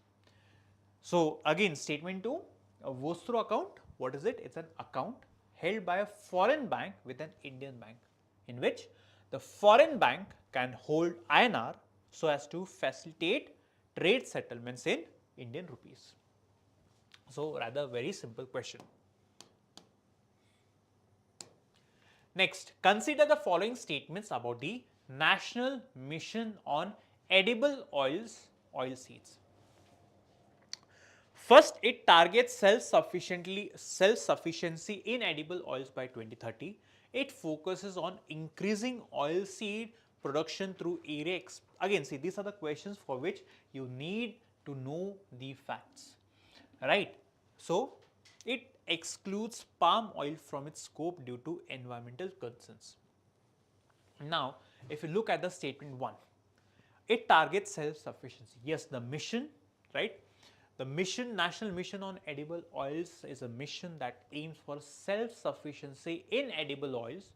The focus is on reducing India's dependency on imports.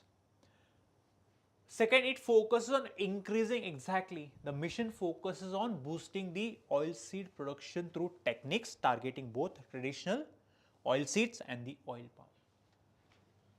It excludes palm oil from its scope due to environmental concerns. No, palm oil is included in the mission and it is a key focus area for cultivation, especially northeastern states and the also I guess the Andaman and Nicobar Islands.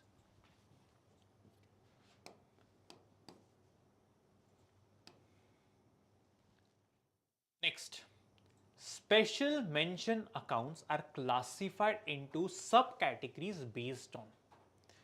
Again, this is again you should know this, what is special mention accounts, and actually is classified into subcategories based on the duration of overdue payments. So let us try to understand first what is special mention accounts.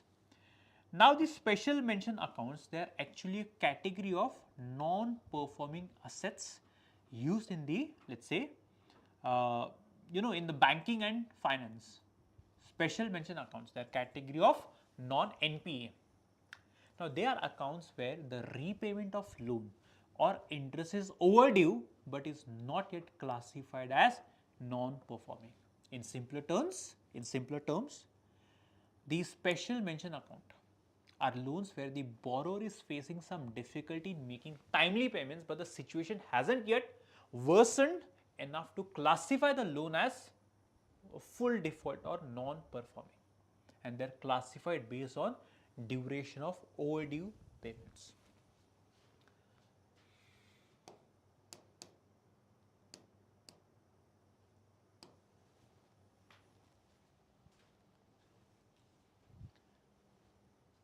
Now consider the following statements about the fund of funds for startups announced in the union budget. Again, here you need to know what this,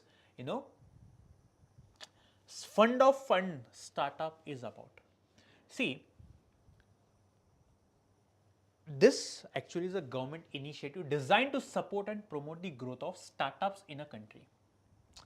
It's a financial mechanism where the governments pool capital to invest in, let's say, various venture capital funds, which in turn invest in startups. In India, for example, the fund for fund startup was set up by the Ministry of Finance, right?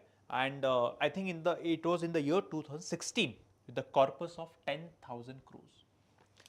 Now, statement 1, it has an initial corpus of 50,000 crore. No, it is 10,000 crore. Second, the fund aims to provide equity funding to startups through alternative investment funds. Yes, this is what we understood, right? The fund provides equity. It is managed by Ministry of Finance. It is actually managed by SIDBI. What is SIDBI stands for? SIDBI stands for Small Industries Development Bank of India, not directly by the Ministry of Finance. So SIDBI is acting as the managing agency. So this was a last question in subject economy. I hope you have understood all the questions and all the questions from the subject polity and economy. Any question you come across, please let me know in the comment section so that I can address your questions. So this ends the the polity economy section. Now the next subject that we'll be dealing with is geography and environment ecology, which will be taken by Surekha ma'am. Thank you so much for watching.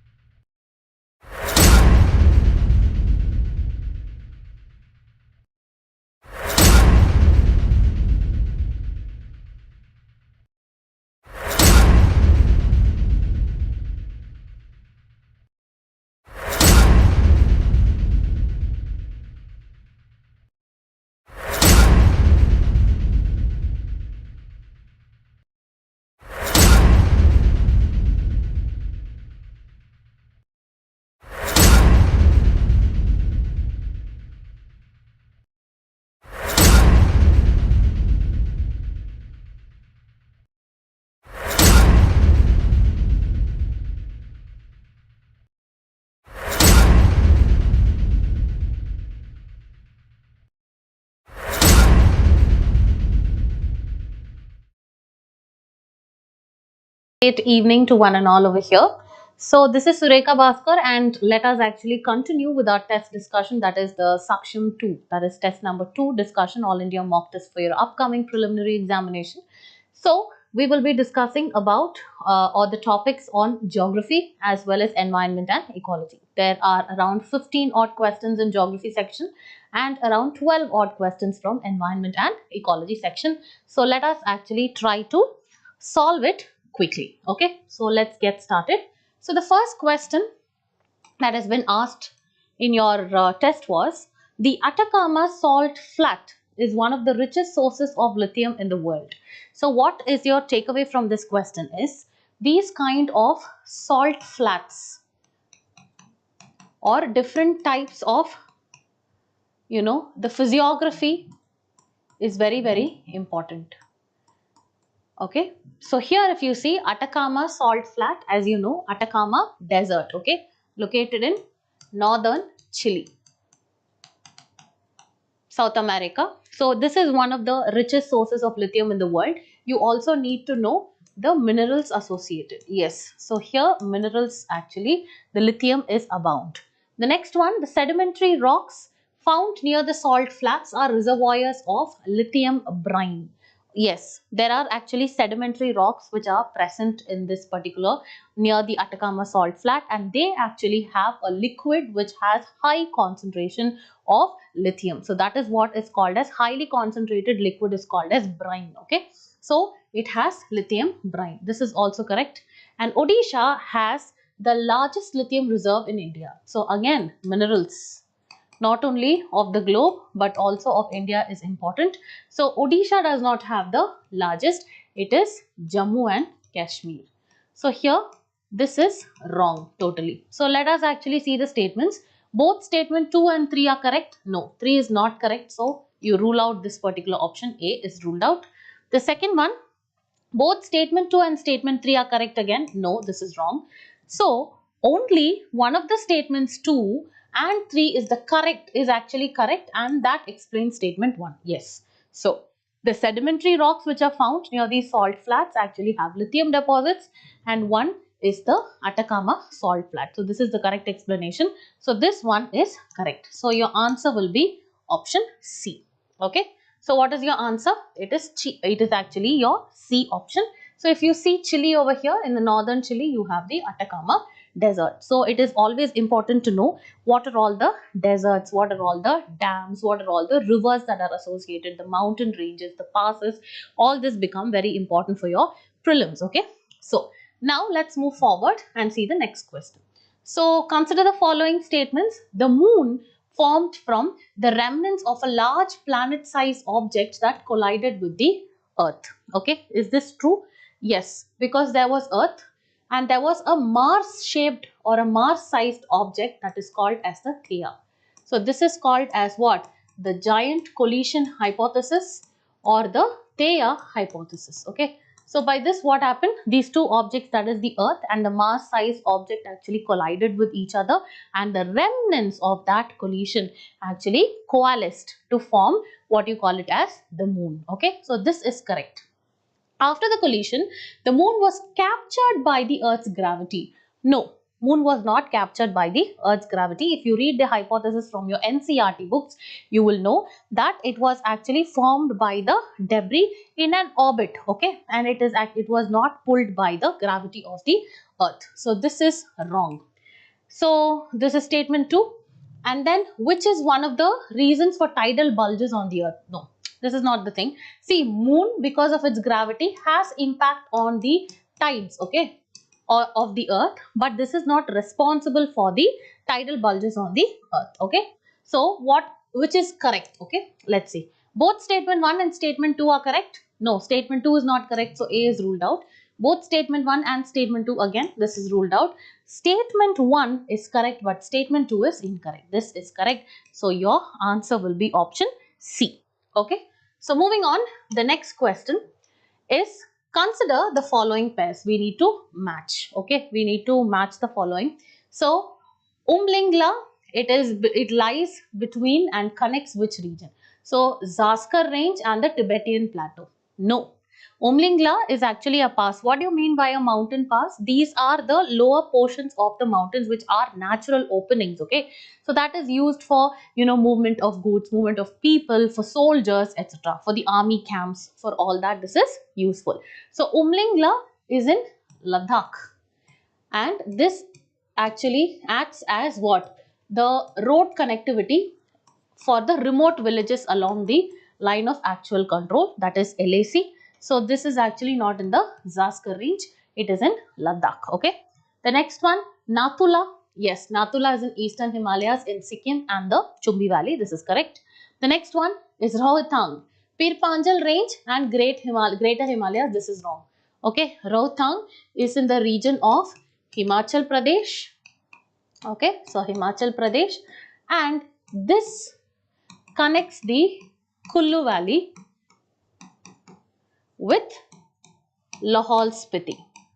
Okay, so this is wrong. Next one is Lipu Lake. Lipu Lake, Kumaon Himalayas and the Tibetan Plateau. This is correct. So what and all is correct? 2 and 4 are correct. So only 2 of the options are correct. So your answer is option B. Okay, so now let us actually see the different passes over here. So you can see, you can see the Parpik pass, you can see the Agil pass, and then you can see the Kardungla. Can you see here? This is the region. Then you have the Pir Panjal, the Banihal, then you have the Rohtang pass. See here, Rohtang pass is in Himachal Pradesh, right? And next one you have the Shipkila, and then you have the Trails pass. Then this is your Lipu Lake. Lipu Lake. So all these are the different passes, and the physiography, the different passes, mountain ranges, as I already told you, becomes extremely important for your exam. Please do make note of it and then cram. Okay. Next one. Consider the following pairs. Bhakra Nangal Dam in Sutlej. Is this correct? The Bhakra Dam, is it in Sutlej or not? Please do tell me if you are watching this. Okay, so Bhakra Nangal Dam, Sutlej, Himachal Pradesh. Okay, so this is correct.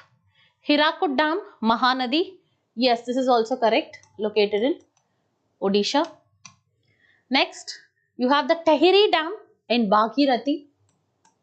Okay, so where is Bhagirathi? Uttarakhand. So this is also correct. This is also correct. And the Khandong Dam in Dibang. No, this is wrong. This is part of the Kopili river, and Kopili river is a tributary of the Brahmaputra. Okay. So all these statements are wrong only. So which of the following are correct? So your 3 statements are correct. So only 3, your answer will be option C. Okay. So your Kopili river. Next one. Let's move on to the next one. So you can see different dams that are over here. You have the Bhakra Nangal Dam over here. Okay. Then you can see the Jawahar Sagar. Then you have the Pravara, and then you have the Ramagundan, and then you have the Nagarjuna Sagar. So all these are different dams that are located in different regions on different rivers. Okay. Now let's move to the next question. That is, consider the following statements with respect to the hydrothermal vents. What are hydrothermal vents? If you see the ocean flow, this is the surface of the ocean. Okay. So this is ocean water, and if you see, this is actually the surface, and here you actually have what? The mid-oceanic ridges. Okay.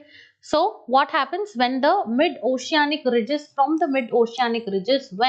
the magma actually flows out and there are divergent boundaries, what happens? It actually comes out in the form of lava, in the form of what? Volcanic eruptions, etc.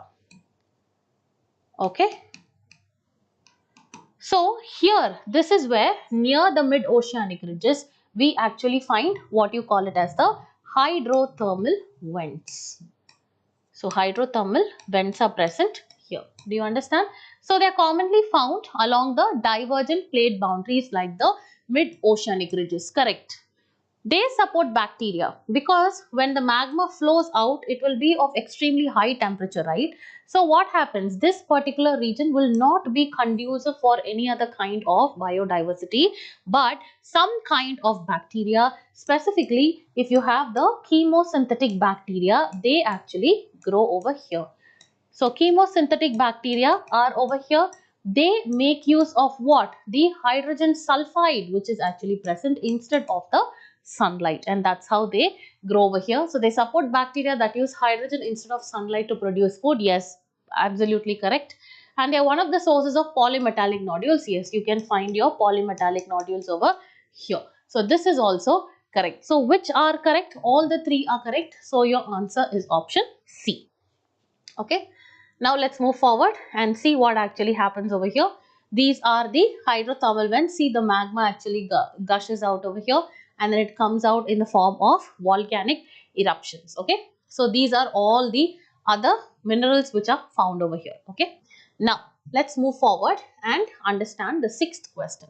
The reversal of winds from the northeast to the south and the southwest during the northeast monsoon in India is because of. So how is the movement of the sun? Okay.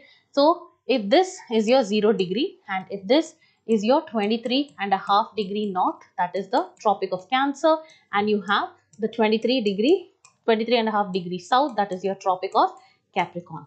Okay. So what happens here is when the sun actually shifts from here to this position where the sun is over the Tropic of Cancer, what happens is that there is a formation of a low pressure belt. Okay, so there is a low pressure belt that is over here, and this is not straight. This belt is not straight because of what? The land water differential. Okay, so this low pressure belt is called as your ITCZ, that is intertropical convergence zone. So when this is over here, what happens is that there is, when India is over here, this is tropics, right? So this is India. There will be extreme low pressure when the sun is moving over here. There is extreme low pressure over here. That is why there is Tibetan low pressure. And alternatively, you have Madagascar, which will have extreme high pressure. So winds actually move from the region of high pressure to low pressure. And that is why we have the southwest monsoons. And after some time, what happens when the sun moves back over here? So sun is over here basically. Then sun moves back to the equator itself. So that time what happens is that the low pressure actually vanishes and there will be retreating of the monsoons. So that is called as the northeast monsoons. And that time what happens? This pressure belt actually shifts downwards. Okay. So the reversal of winds from northeast to the south and southwest during the northeast monsoon is because of what? It is because of the southward shift of the intertropical convergence zone. So this is what is your ITCZ. Okay. Now let's actually see this. Can you see this ITCZ in July? Okay, it moves upwards, and then in January it is actually downward. So this is your summer as well as your winter ITCZ. Okay. Now, let's move to the next question, that is the landforms as well as the associated description. So, sinkhole, doline and lapis. What is the source for this? GC Lyon plus your NCRTs. Okay, landforms. All these are associated with what? Karst or the limestone topography. Okay, so for example, if you have the limestone over here, when it comes in contact with that of water, what happens? A part of it undergoes dissolution or it dissolves. Okay, so when it dissolves, what happens? It actually forms something called as a doline. And further, when it comes in contact with the water, it totally sinks, forming what you call it as the sinkhole. Okay.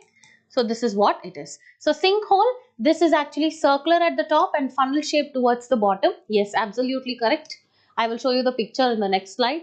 The doline, these are high ridges found in the limestone areas. No, they are not ridges. These are depressions which are found in the limestone areas. Next, small to medium sized depressions are called as lapis. No, these are not depressions.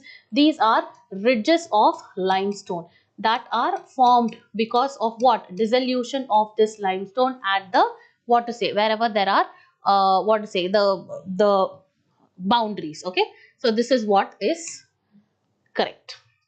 So only one is correct. So A will be your answer. So let me show you. A is your answer. See here, you can see the solution dough line. It further, dissolves in the solution, and then it further, the cave collapses. This is called as collapsed dough line. And finally, when it totally, sinks, and along the fissures when it happens, then this is called as the sink hole, or it is the subsidence dough line, or the shake hole. Okay, and this is called as your lapis.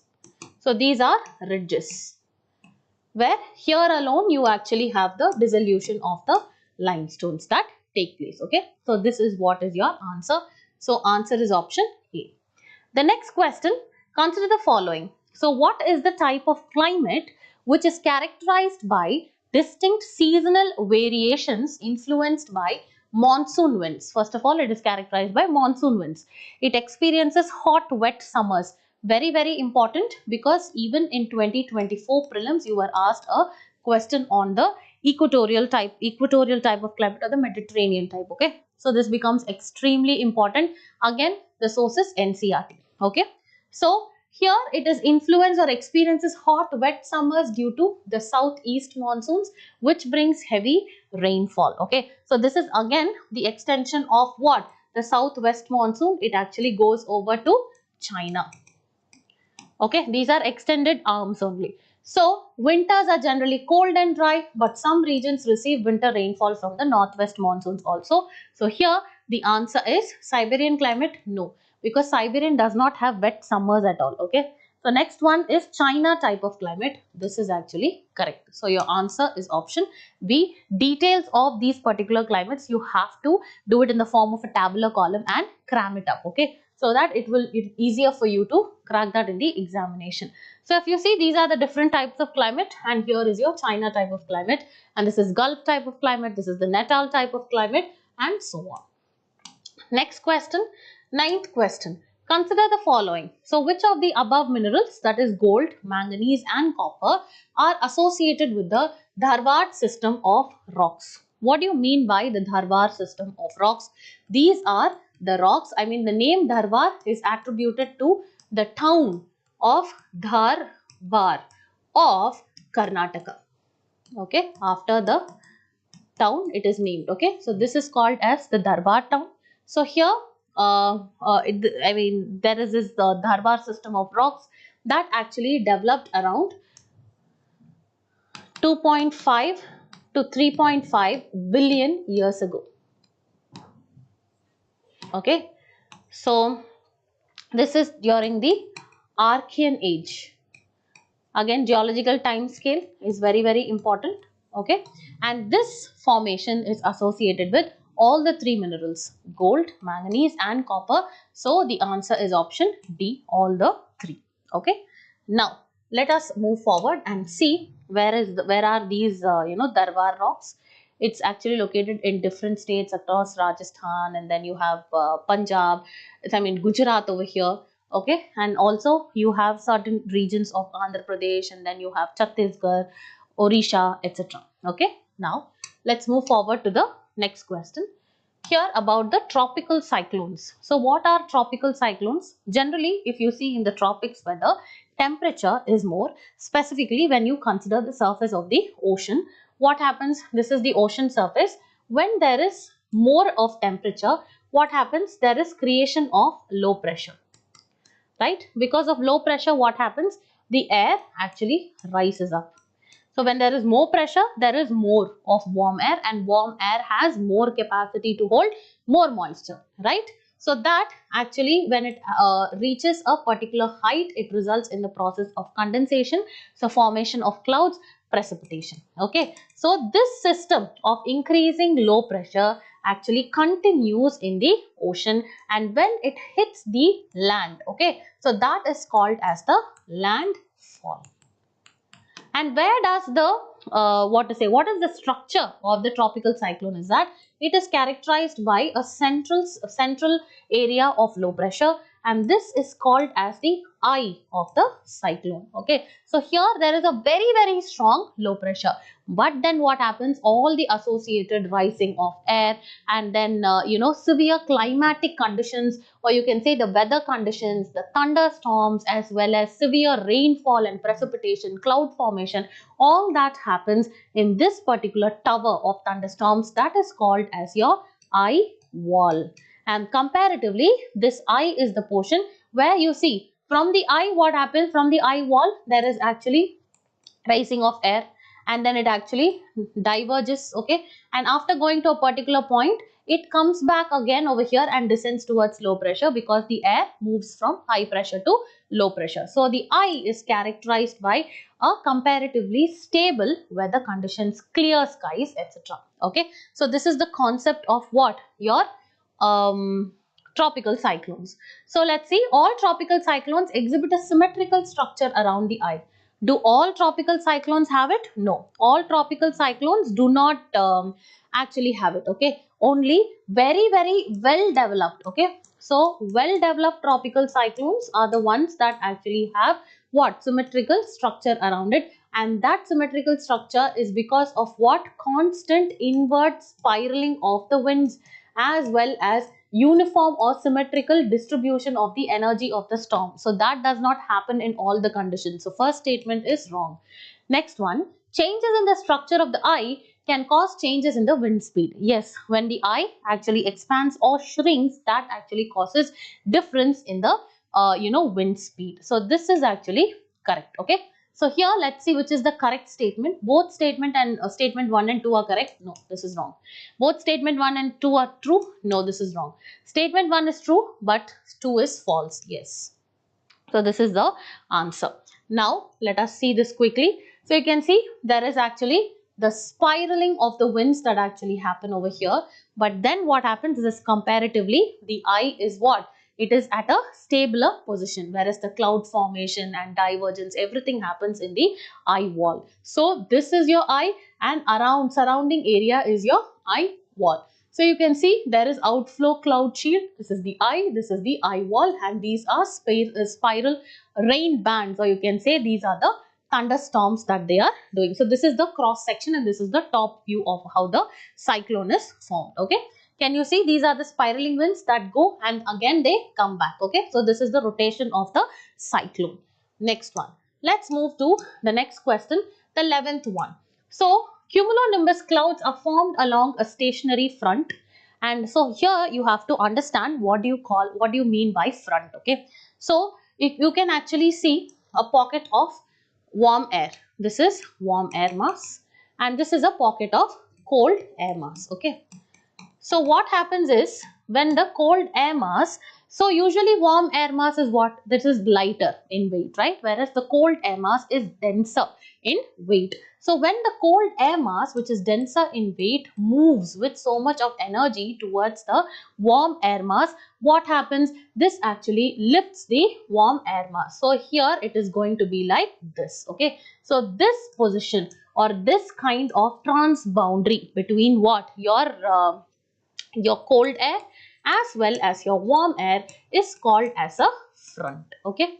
So when the cold air lifts this warm air up, then it is called as what? The cold front. Okay. And when this condition is actually strengthened, or when the cold mass of or the pocket of air is more strong, this actually totally pushes the your warm air pocket up. Okay. So air packet which is actually moving up, then what happens? That is called as the occluded front. Okay. Or in that case, if you have, and then so first one is a cold front. Extreme condition of cold front is your occluded front. So that is the time when what happens? The warm air actually results in what? The formation of clouds, and this is when your cumulonimbus clouds are formed. Okay.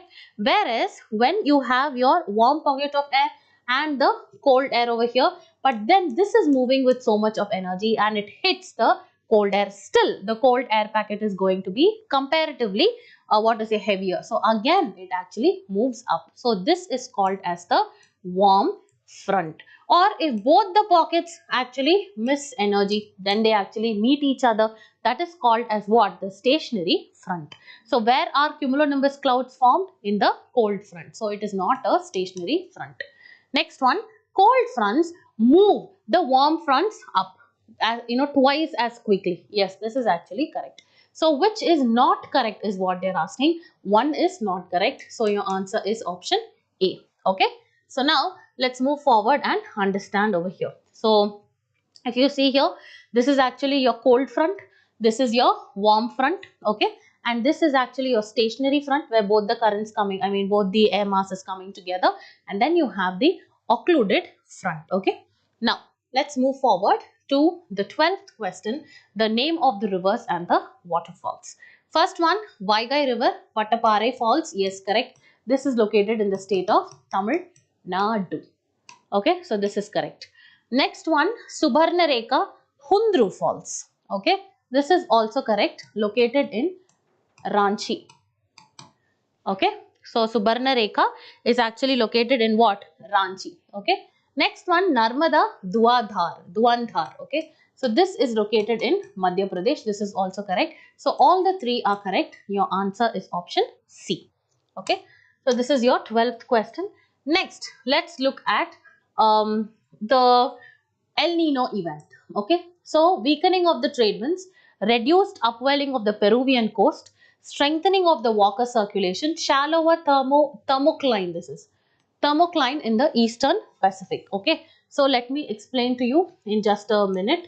So this is actually the Americas. Okay, so this is your North America and this is your South America. Okay, and then here you have your Australia. Okay, so this is your Australia, and then you have Asia and so on. So do you understand? So this is your Pacific Ocean, this is actually your Western Pacific, and this is your Eastern Pacific. So as I told you, if you take the globe, there are planetary winds. Okay, planetary winds are of three types. One is the trade winds, next is the westerlies as well as polar easterlies. Okay, so there is trade winds near the tropics.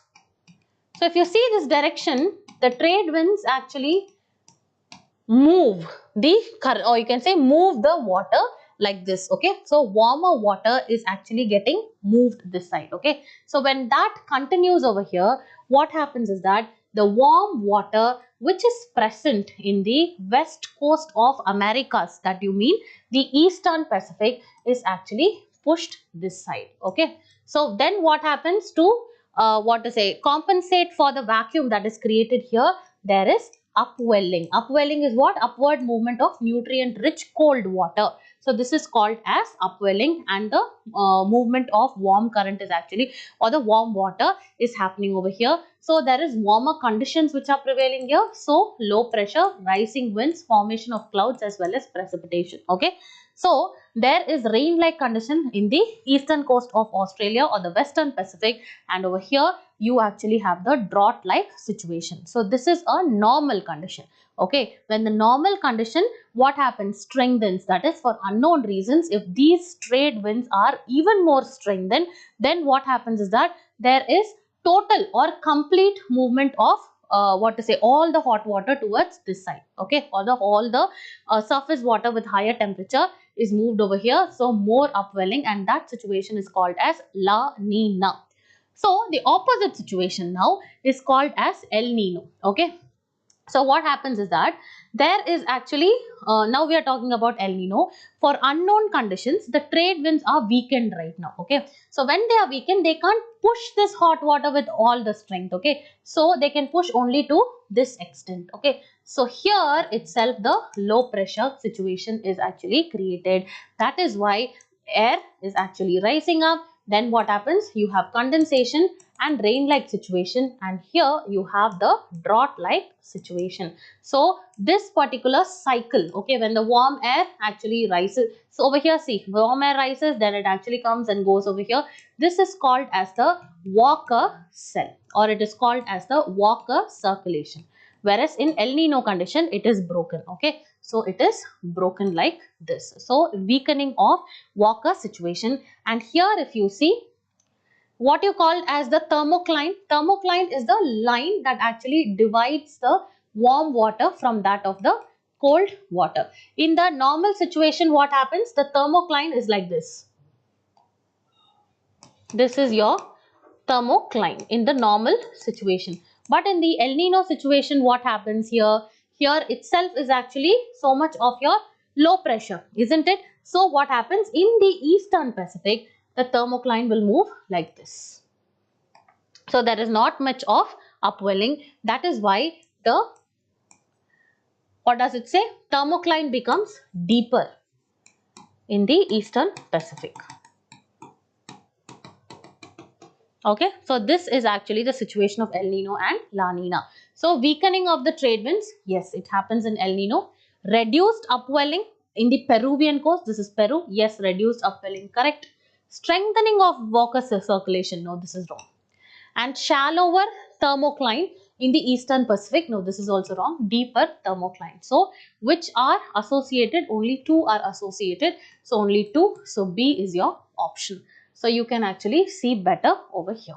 Okay, so this is actually the east coast, coast of the Peru, that is Peruvian coast, where there will be deeper thermocline over here. This is the thermocline. Okay, so there is Walker circulation. This is the normal condition, but in El Nino the condition will reverse. Okay, so this is what is your answer with respect to El Nino. Next one, a very important current affairs and an easy one also. So Vadhavan port, here you understand that the ports are very important. Okay, so the Vadhavan port recently seen in news is located in Maharashtra. So here our takeaway is to understand the different ports or the major ports of India. So you have the Kolkata and the Haldia ports which are present, and then you have the Visakhapatnam port, the Paradip port, the Ennore or the Kamarajar port, then the port Blair port, then you have Tuticorin, the Chennai port, and then you have New Mangalore, Marmagao, etc. So all these are, or the Jawaharlal Nehru port, all these are the major ports of India, and this Vadhavan is located in Maharashtra. The last question with respect to geography. With reference to major mountain peaks and their associated locations, consider the following. So, Mount Aconcagua, Chile. No, this is present in Argentina. Highest peak of the Andes, yes, it belongs to the Andes system, that is correct, but this is wrong. Okay, next one is Mont Blanc. This is located in the France-Italian border, correct. Highest peak in the Alps, correct.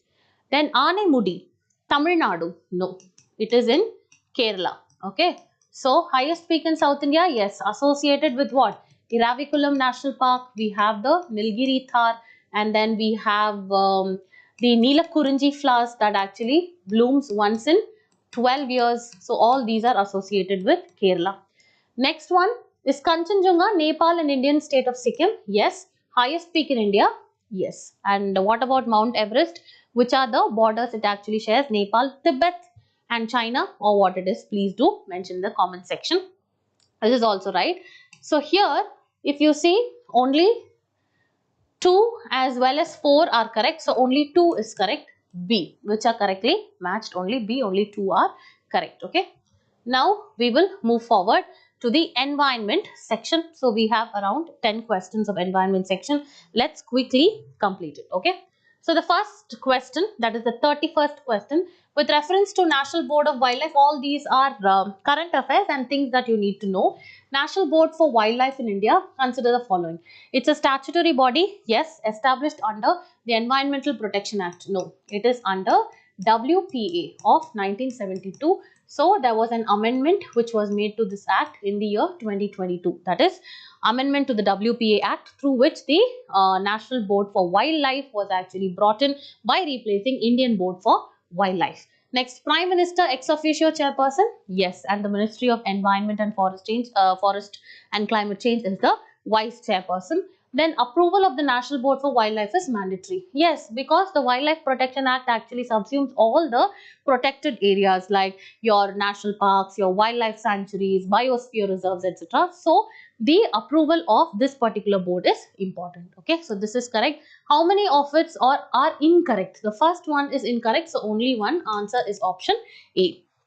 So let's move on to the next question. If the forests are the lungs of the earth, yes, and the wetlands are the kidneys, okay, because that is where purification and filtration actually happens, then peatlands are like its liver. So in which of the following ecological functions of peatlands best reflects the above statement? So what is the function of a liver? You need to know. So here peatlands act as seasonal water reservoirs. No, they are not water reservoirs, but in one way or the other, they actually help in the regulation of climate. Okay, so by storing enough amount of water as well, but which best suits. So the spongy surface of peatlands provides habitat for rare mosses and wetland species. Yes, this is also correct, but the vast amount of carbon is accumulated over here over thousands of years. So this actually best describes what are peatlands. These are kind of wetlands, okay, and they actually have waterlogged soils, and because of the waterlogging there is this anaerobic situation where there is less of oxygen, okay. So because of which all the plants that actually die, it results in the formation of organic matter, but then what happens, the decomposition becomes slow or it does not happen at all. So the formation of organic matter is more than the rate of decomposition. So that is why it results in a continuous formation of a substance called as peat. So this peat helps in the sequestration of carbon and helps in regulating the climate change. So this is what is the correct answer. So your answer is option C. Now moving forward, with respect to air pollution in developing countries, consider the following. See, air pollution, one thing you need to know, but more than the outdoor pollution, indoor pollution is more, because the accumulation of the particulate matter or your volatile organic substances from your furniture, from the varnishing of your furniture, the carpets, it is more over there, okay. So indoor air pollution contributes to more premature deaths than outdoor. Yes, this is correct. The molds and fungi are responsible. Yes, because these actually act as allergens, okay. So this is also correct. In indoor environments, the concentration of pollutants such as formaldehyde and benzene is generally lower compared to outdoor urban areas. This is wrong, okay. So only 2 are actually correct. 1 and 2, your answer is option A, okay. So answer is option A. Now let's move forward to the 34th question. So consider the green credit program. Green credit program came in the year 2023. Okay, green credit program, when did it come? It came in the year 2023. It just works like the carbon credits. If you're polluting less, then what happens? You can sell your green credits. Otherwise, you have to buy these green credits. That is basically the price you pay for the pollution that you cause. Okay, so it is a market-based mechanism where that incentivizes voluntary environmental activities of people, organizations across diverse sector through issue of green credits. Yes, this is correct. First one is correct. The Forest Survey is designated as the implementing agency. Is it the Forest Survey? Is it the Forest Survey, or it is actually the Indian Council? It is your Indian Council of Forest Research and Education.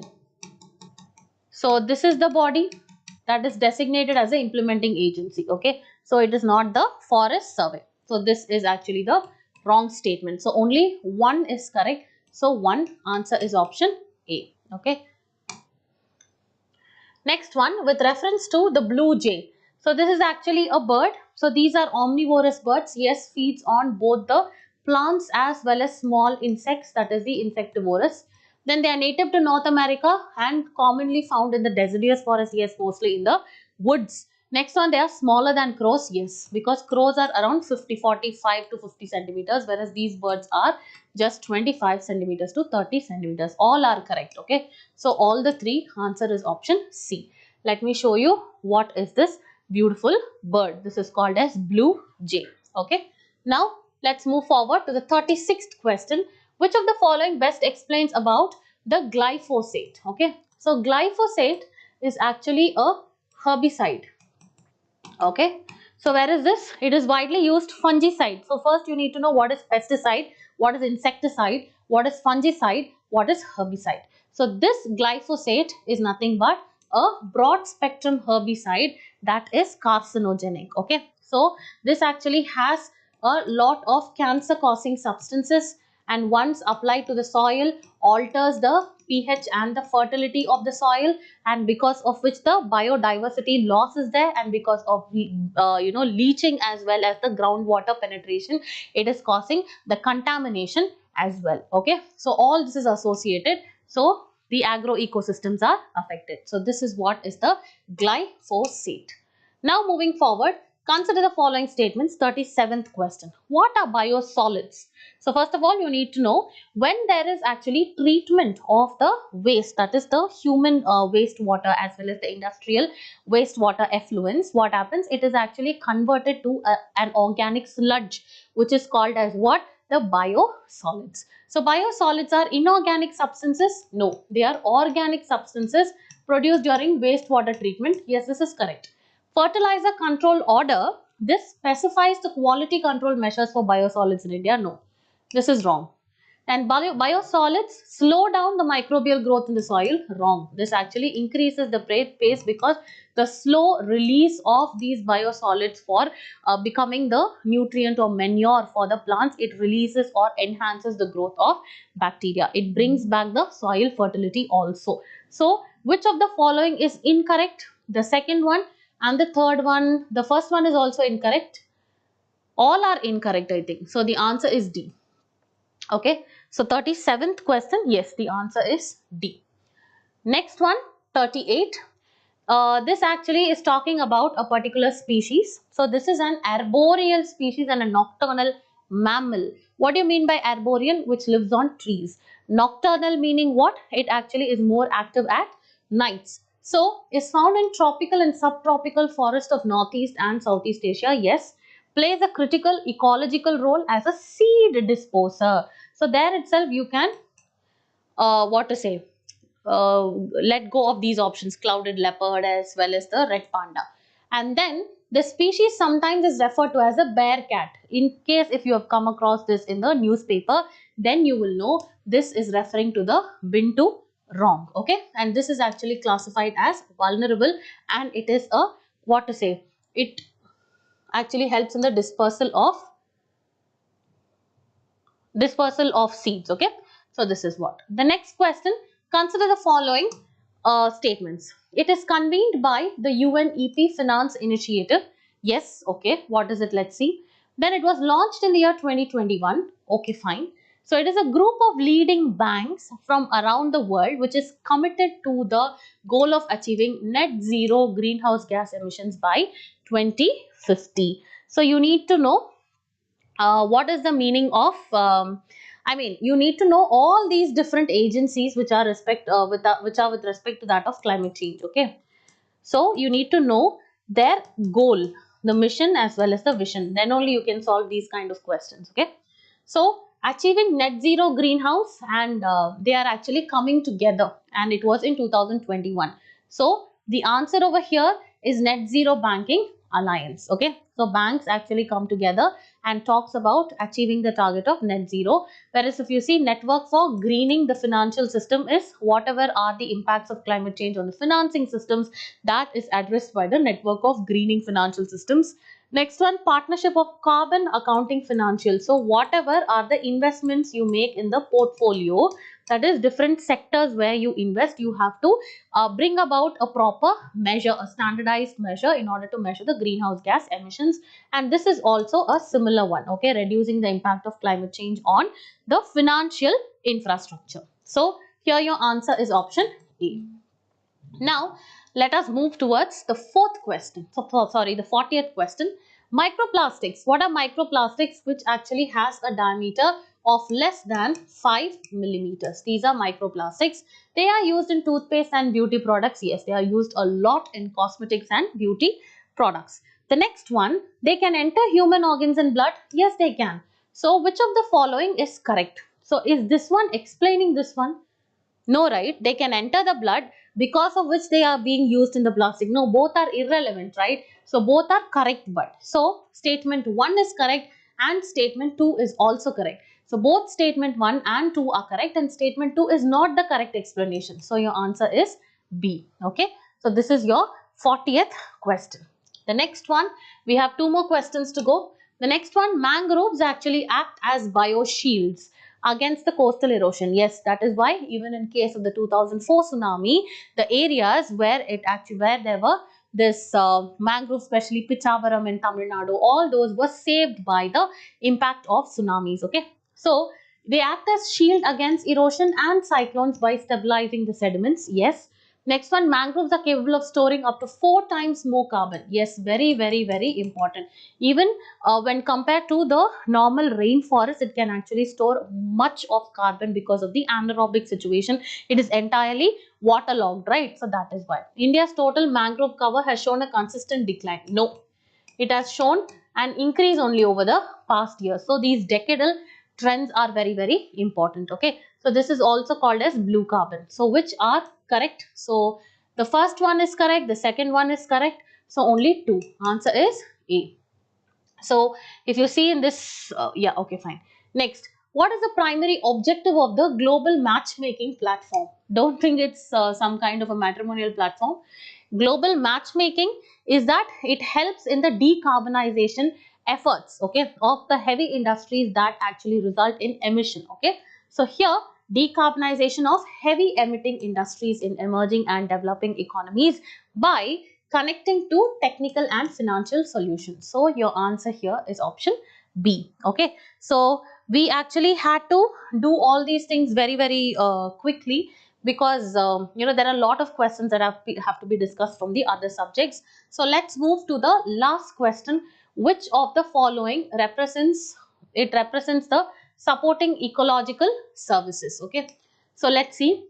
Production of food, water, the ecological services, right? So what are the ecological services? These are the regulating services, there are provisioning services, there are supporting services. So all these are different services. Okay, so here what do you mean by provisioning services? This is the one that actually gives the production of food as well as water. So here they are asking about supporting ecological services. This is nothing but the nutrient cycle and crop pollination, whereas regulating actually involves what you call it as what, the air pollution, pollutants, etc. Okay, so all this is actually spoken over there. And then is your recreation of biodiversity. So that is one other kind of this one, the name is actually not striking, just a minute.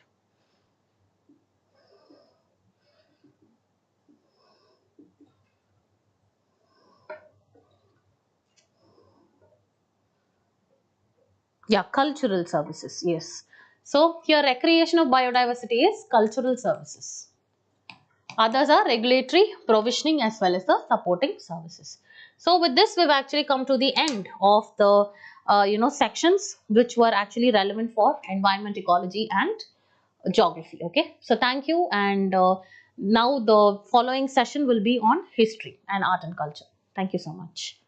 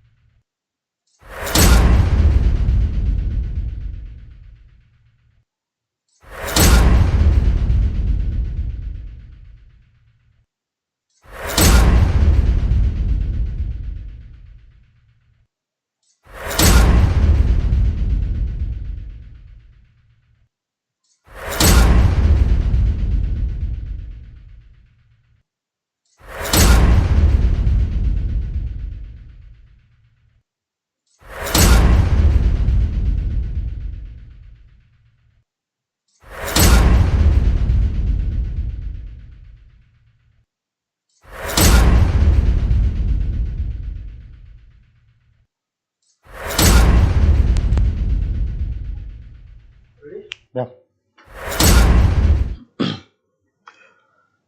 Hello everyone and welcome to the paper discussion session for Saksham All India Prelims Test 2.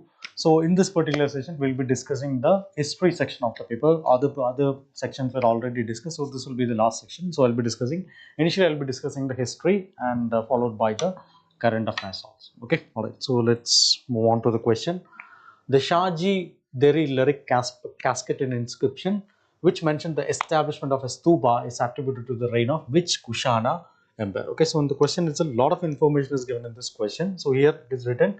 One is obviously the name of the relic, and we have it is mentioned that establishment of a stupa of something related to Buddhism will be there. Okay, related to Buddhism will be there, and here another important information is also given, that is Kushana emperor. So he is a Kushana emperor. Okay, all right. So this is the Shahji Deri relic casket is related to Kanishka. Kanishka is the most celebrated Kushana ruler. Okay, basically the Shahji relic casket, it was discovered near the Peshawar. Peshawar, you know, right, the present day Pakistan region. So it's a very important critical archaeological piece that confirms strong association with Buddhism. Okay, so that is why it is Stupa. And Kanishka was associated with the Mahayana form of Buddhism. Okay, Mahayana form of Buddhism. So correct answer is Kanishka. Option C, Kanishka. Okay. All right. Moving on to next question. Again, this is also very important. These kind of terms are very important from the UPSC perspective. In our last session, Saksham 1 also we have discussed a lot of terms like this. Okay, especially related to the art and culture as well as ancient and medieval history. Okay. All right. So what did the term Pranaya signify in Mauryan administration? Unit used for land measurement, tax regarded as gift of affection, system of recruiting military personnel, religious donation made to priest. Okay, so the here correct answer is tax regarded as gift of affection. Tax regarded as gift of affection. Okay, so it's a very important tax from the Mauryan period. So it was not a regular tax, but it was a voluntary or maybe semi-voluntary levy, generally imposed during the emergencies. For example, like war will be coming, famines will be coming, or some natural disasters will be coming. So at that time, it's regarded as a gift or a gift of affection to that particular situation. Okay, so that is the correct answer, B. Okay, all right. Moving on to next question. Consider the following. So here again some pair question only. So the European power is coming. The port of the first arrival in India, that's also coming. All right. So you have to identify which power came to which port. Okay. So here it is written. Portuguese came to Calicut. Okay. So this is correct only. So who came to Calicut? It is Vasco da Gama. Vasco da Gama came to Calicut in the 15th century, the end of the 15th century he came. So this is basically correct, and he later established a port in this Calicut also. During that time, the Zamorin's were ruling in that area. Zamorin's. Okay, so this is correct. One is correct only. So you have to identify how many pairs are correct here. Okay, all right. So Dutch came to. They are saying that Dutch came to Zurich. Okay, Zurich was also very important port, but the Dutch established their company in 1602. 1602. The Portuguese came to India first. Dutch established their company in 1602, but it was not in Surat, but it was in Mazulipatnam. So we have an option here, Mazulipatnam. So Dutch established their first port in Mazulipatnam and not in Surat. Okay, all right. So which makes this pair wrong. This pair wrong. Okay. Next one, English established their first port in Kolkata. So that is what is given. Again, this is also incorrect. So later, you know, right, in the Bengal, Kolkata region, Bengal even became the de facto capital of the British or something. But they didn't come to Kolkata first, even though that became a major center. The English East India Company established their first port in Surat in 1613. They established their first port in Surat. Okay, so basically this is wrong, which makes this pair also wrong. Maybe here itself we can remove this. All four we can remove. Only three also we can remove. Okay. All right. So French, you're saying French came to the major imperial power who came to India last. Okay. So here it is written they came to Mazulipatnam. Okay. This is also wrong. So they also established their first port in Surat only. It was in Surat only, French East India Company, in much later, 1664. Okay. Later, the France, they had important centers in Puducherry, the present day Puducherry or the Pondicherry region. Okay. All right. So, which makes this also wrong. So, only one is the correct answer. Okay. All right. Moving on to next question. Again, we have to find the correct chronological order of this. So, here it is regarding Buddhist councils. Okay. So, every Buddhist council will be having their own purpose will be there. Some purpose will be there. So, which Buddhist council? And we know that only 4 Buddhist council happened in the history. So, you have to identify which Buddhist council happened first and last. Okay. In that way itself, you will be able to understand it, because which Buddhist council, only 4 Buddhist councils are there. So, if you know which all happened first and last, there is only one option. Still, I will explain. Okay. The first Buddhist council happened in Rajgriha. Rajgriha in 483 C. 483 happened in Rajgriha. So, this was right after the death of Buddha. Okay. So, maybe we can eliminate these options. These options can be eliminated. Second Buddhist council happened in Vaishali. So, again 100 years after the Buddha's death. So, this was under the leadership of Kalashoga. So, the purpose was to settle a dispute over the controversial monastic practice in Buddhism. Okay. So, this was in 583. This was in 583, 100 years after Buddha's, 383. 383 is BC. Okay, 383. So, Rajgriha, Vaishali, again we got the answer already, but still the third one happened in Patliputra during the period of Ashoka. And finally it was the last Buddhist council was convened in Kashmir under the leadership of Kanishka. Okay, Kanishka, which makes this C the correct answer. Okay, all right. Alright, moving on to next one, again a chronology based question only. Which of the following are in the correct chronological order? Tributary session, Quit India Movement, Munich Agreement, Cripps Mission. Okay, alright. So here, Munich Agreement. This Munich Agreement happened in 1938.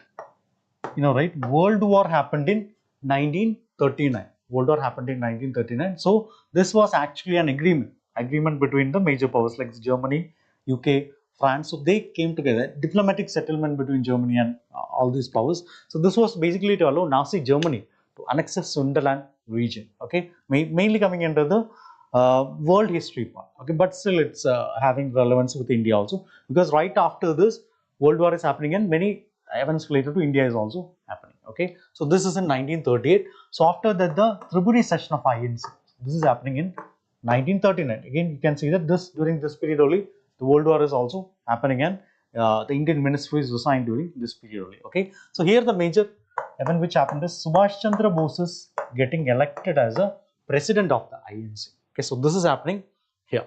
Okay, so after that 1942, the the Cripps Mission is coming. Cripps Mission is coming to India on March 1942. So Britain needed Indian cooperation also in the war.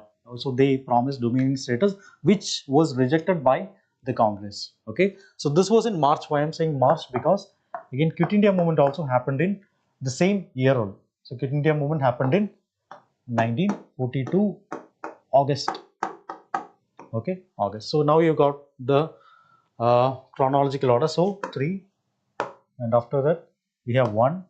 So after that we have 4 is coming. So after that we have the 2 is also coming. Okay, so 3, 1, 4, 2. So correct answer is C. Okay, all right. Moving on to next question. Again, this is related to very important case in the history of modern Indian history. Which of the following revolutionary groups was associated with Alipur conspiracy case? So Alipur conspiracy case, this is related to, especially in the Bengal region, a very popular incident which is associated with the Bengal revolutionary movement. It's also known as Murari-Pukur conspiracy. Okay, it's also known as Murari-Pukur conspiracy.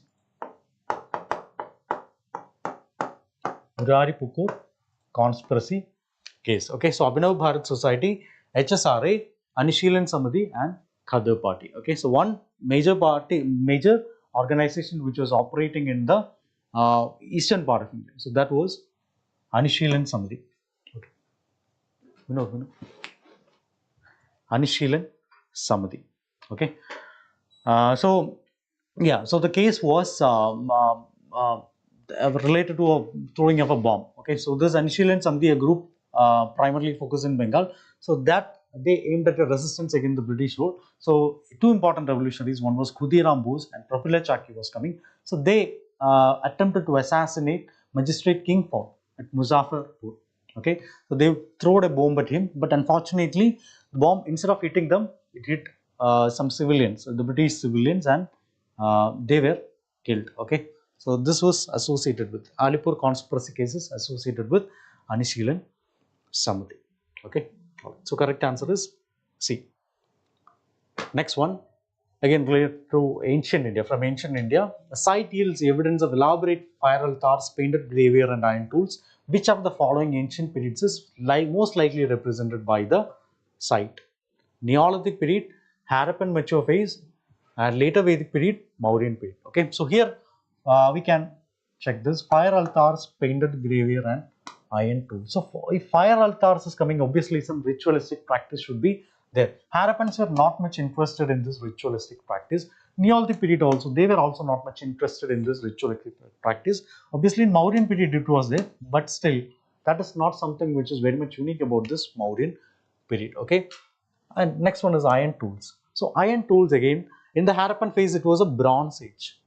Harappan was a bronze age, so obviously no iron was there. Again this is coming before that, so obviously here also no iron phase. So again iron tools is coming as a characteristic feature during the later Vedic. So that is why in the early Vedic period in the Sapta Sindhu region, they are actually migrating to the later Vedic period. Okay, later Vedic period in the Gangetic plain, mainly due to the discovery of iron, and also they, from pastoralists, being pastoralists, they settled because the iron tools help them to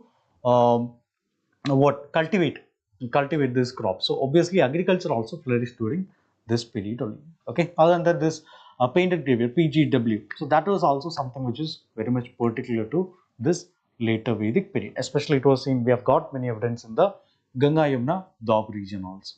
Okay, alright, so the correct answer is later Vedic period, C. Alright, moving on to next question.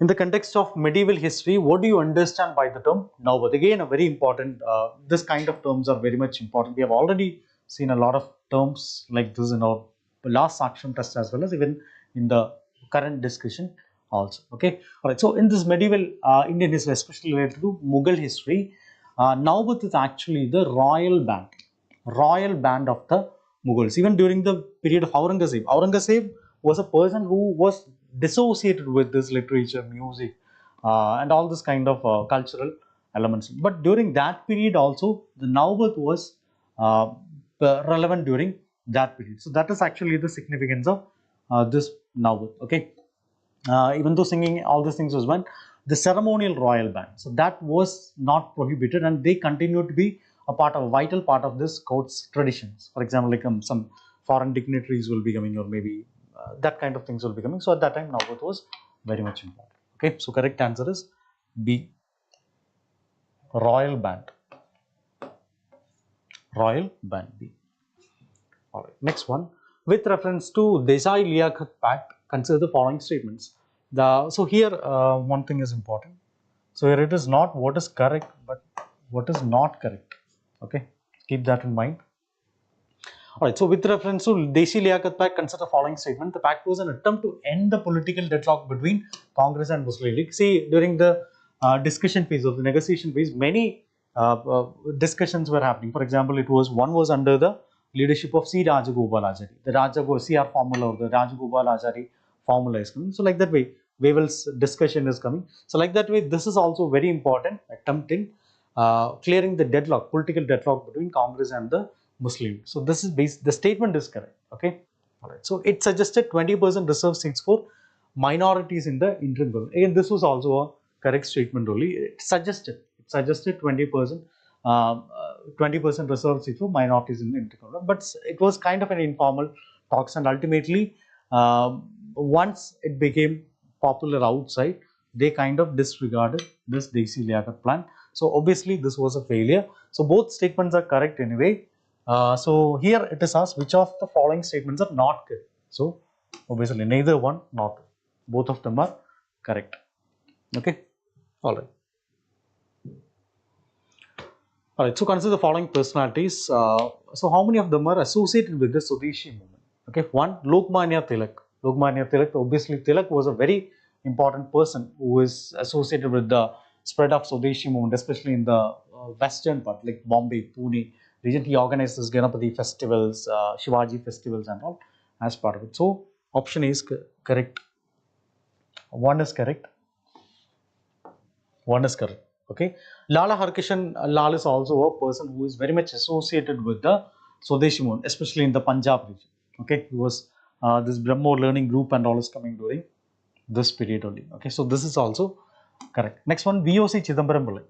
VOC Chidambaram Pillai. He is said to be associated with the Swadeshi industries. He had a Tuticorin coral mill was there, and also steam navigation company was also there in Tuticorin. So he was mostly associated with the Madras region. Okay, so Tilak was in the Bombay region, Harkishan Lal was in the Punjab region, and Chidambaram Pillai was in the Madras region. Okay, so what about Subhash Chandra Bose? Subhash Chandra Bose is coming in the later period only, especially during the non-cooperation movement, or maybe after that, you know, right, related to Indian Army and all, he is coming. Okay, so he was not associated with this Swadeshi movement. Okay, so here specifically related to Swadeshi movement. So correct answer is these three are associated. So correct answer is C, only three.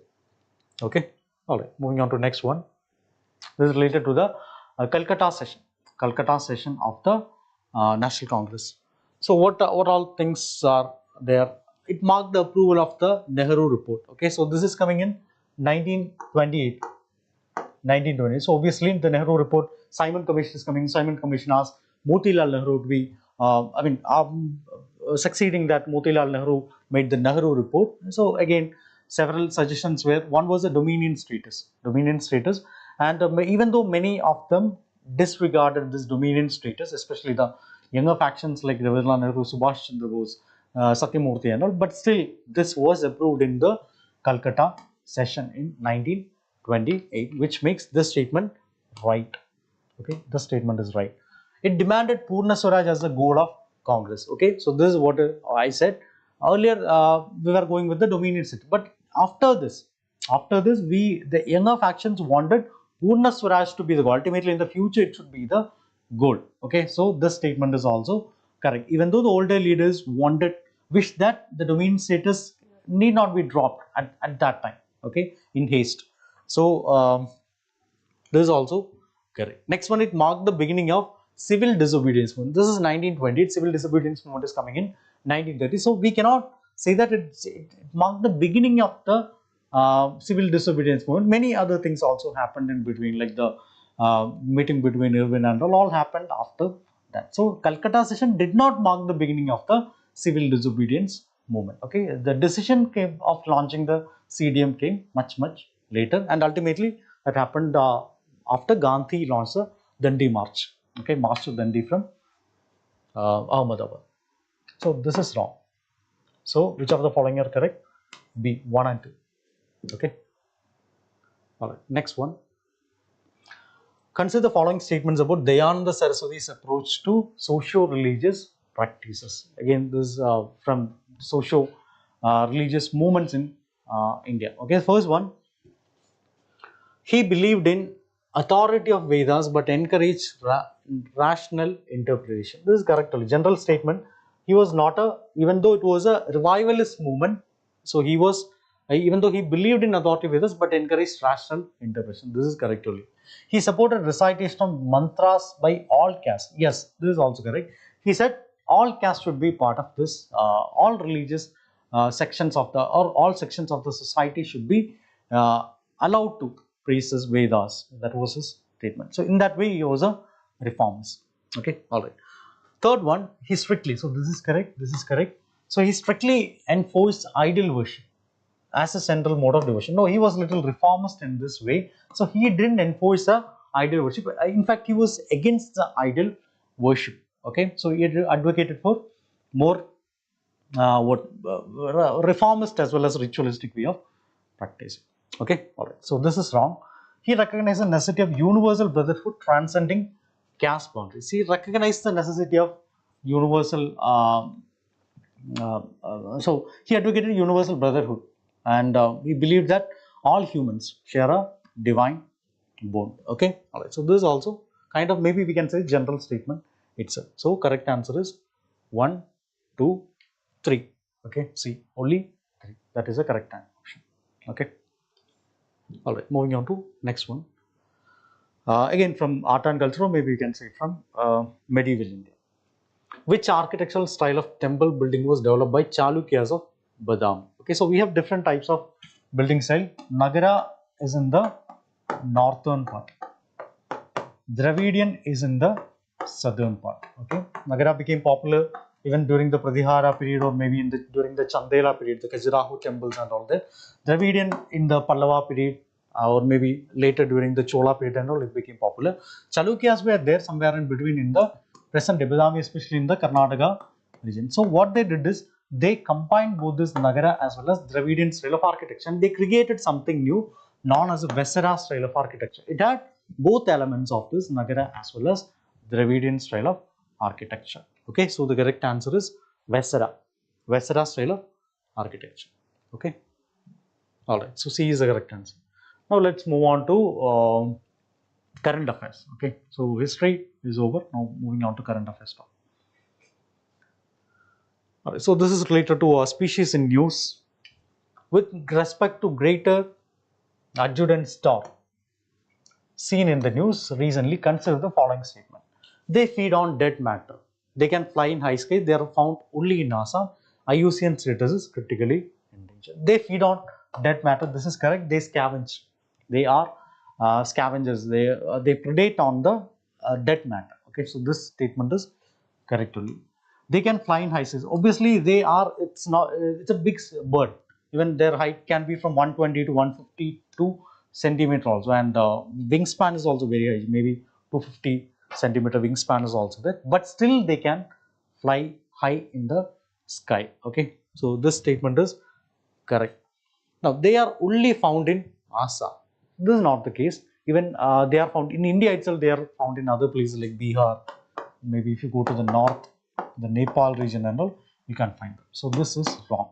Okay. Next one, the IUCN status is critically endangered. Okay. So despite being a very important bird, the IUCN status is not critically endangered, but it is just endangered. Not critically, but endangered. Okay. So we have 2 statements correct, 2 statements wrong. So how many statements are correct? Only 2. Okay. So B is the correct answer. All right. Next one. What does the term solar geoengineering seen in the news recently related to? It aims to block some of the sun's radiation and cool the planet. It refers to use of solar panels to reduce fossil fuel consumption. It involves digging underground tunnels to store solar heat. It involves creating more algal ground to absorb sunlight. Okay, solar geoengineering. So something related to solar only. So the purpose is to aim to block some of the sun's radiation and cool the planet. So what is the purpose? And so how we are actually achieving it? So we will be geoengineering means we will be artificially doing this particular thing. Obviously, this is something which is naturally also this is happening, like albedo and all. But we are actually engineering the process and we are creating an artificial thing. Okay, we use many things we'll be using. For example, reflectors, space-based reflectors can be used. Placing mirrors on the orbit. That is one of the important reasons which will be using, or maybe marine cloud brightening by spraying the sea salt into this marine clouds. So it will be brightened, so more reflection will be happening. So like that way, different ways are there for the solar geoengineering. Okay. All right. So correct answer is A. All right. Moving on to next one. Consider the following pairs based on classification of carbon at different points in carbon cycle based on carbon function. So types of carbon is given. Description is also given. So here what is asked here, what is incorrect? Which of the following are incorrect? How many statements are incorrect here? Okay, one is steel carbon. Carbon sequestered in non-tidal wetland ecosystem. So this is correct only. Non-tidal wetland ecosystem. For example, like the microbial biomasses will be there, or maybe so that we call it as teal carbon. Okay, next one is gray carbon. So emitted from industrial process and stored in fossil fuel. Again, this is also correct only. Carbon emitted due to industrial activity. So that is often known as a gray carbon. Next one, blue carbon. Carbon stored in atmosphere. No, blue carbon means carbon which is associated with the marine ecosystem. For example, like seas, like sea grasses, sea salt marshes and all. So that is blue carbon. So this is associated with the oceans. That is blue carbon. So this is wrong. So how many pairs are incorrect? This is correct. This is correct. This is wrong. So incorrect is only one. Okay. All right. Next one related to a body, international body, that is Pacific Islands Forum. Okay, Pacific Islands Forum. So it's an intergovernmental organization established in 1971 with 18 member countries located in the Pacific region. This is correct only. Sometimes you might confuse with the number which is given, but still this is actually an 18 member body established in 1971. So what is the aim of it? Promote economic growth and improve political governance among its member nation. Again, this is also correct. This is one of the aims of the this PIF, Pacific Islands Forum. So basically, it's one of the primary goals is to promote economic growth and political governance. Okay. All right. It includes countries like India and China as members to enhance geopolitical influence in Pacific region. So here it is like 18 member countries located in the Pacific region. India is not located in the Pacific region. So by that way itself, you can eliminate this option. Okay, countries like Australia, New Zealand, Fiji. So they are actually part of this. Okay. All right. So 1 is correct, 2 is correct, 3 is wrong. So which of the following are correct? It is 1 and 2. Next one. Arrange the following states, union territories in descending order of forest covers as a percentage of their geographical area. Okay, so this is based on the forest report. Okay, forest report as India State of Forest Report 2023 was released. Okay, so according to that, based on area it will be there, or based on percentage also will be getting the data. So area wise, the top 3 states are Madhya Pradesh. Madhya Pradesh is the top state, followed by Arunachal Pradesh and followed by Chhattisgarh. So here it is asked the percentage. Okay, the highest percentage in terms of forest cover is coming, that is 91%. So 91% it is in Lakshadweep. 91% of the area that is in Lakshadweep. Okay, that is followed by Mizoram. Mizoram it is 85%. 85% in Mizoram, and finally it is Andaman Nicobar Island, that is 81%. 81%. Okay, so correct answer is descending order. Okay, so descending order means it is it is 2, 1, 3. So correct answer is B, 2, 1, 3. Okay. All right, next one. Again, a pair kind of question. This is related to the defense sector. Okay, so you have to identify what is actually the category of that particular asset. Okay. All right, so INS Visakhapatnam stealth guided missile destroyer. So this is correct only. INS Visakhapatnam is a stealth guided missile destroyer built under Project 15B. Project 15B. Okay. All right. Next one, Rudram. So this is correct. Project 15B. So Rudram is an air-to-air missile. That is what is written. So basically, Rudram is not an air-to-air missile, but it's an air-to-surface. It is air-to-surface missile. Air-to-surface missile. Obviously, it's a very one of the most powerful missiles of the Indian military. Okay, Rudram missile. Next one is INS Arihant. INS Arihant is a conventional destroyer. INS Arihant, again, this was also developed by under Project 15A. Project 15A, it's a nuclear powered ballistic missile submarine, not a conventional destroyer, but it's a submarine. Okay. Right. Next one, Sabal 20. Sabal 20 is a logistic drone. Okay, so this is correct. It's an electric logistic drone developed by IIT Kanpur. Okay, so this is correct. So this is correct. this is wrong, this is wrong, this is correct. So only 2 is correct. Only 2 pairs are correctly matched. Okay. Alright, so consider the following statements. Statement 1, microRNA helps to regulate gene expression in cells. Statement 2, microRNA binds to messenger RNA, preventing it from being translated into protein. So you have to, first you have to identify whether both the statements are correct or maybe anything is incorrect. So after that you have to identify whether the statement 2 is a correct explanation of statement 1. Okay, so this microRNA is actually the name of family of molecules that helps the cells control the kind and amounts of proteins they make. Okay, so molecules of microRNA are found in the cells and in the bloodstream also. Okay, so this statement, so basically this is actually statement 2 is explaining the statement 1 here. Both of the statements are correct and this is actually explaining this also. Okay, so correct answer is, so it is A. Both the statements, both statement 1 and statement 2 are correct, and statement 2 is a correct expression of statement 1 also. Okay, all right, so that's it.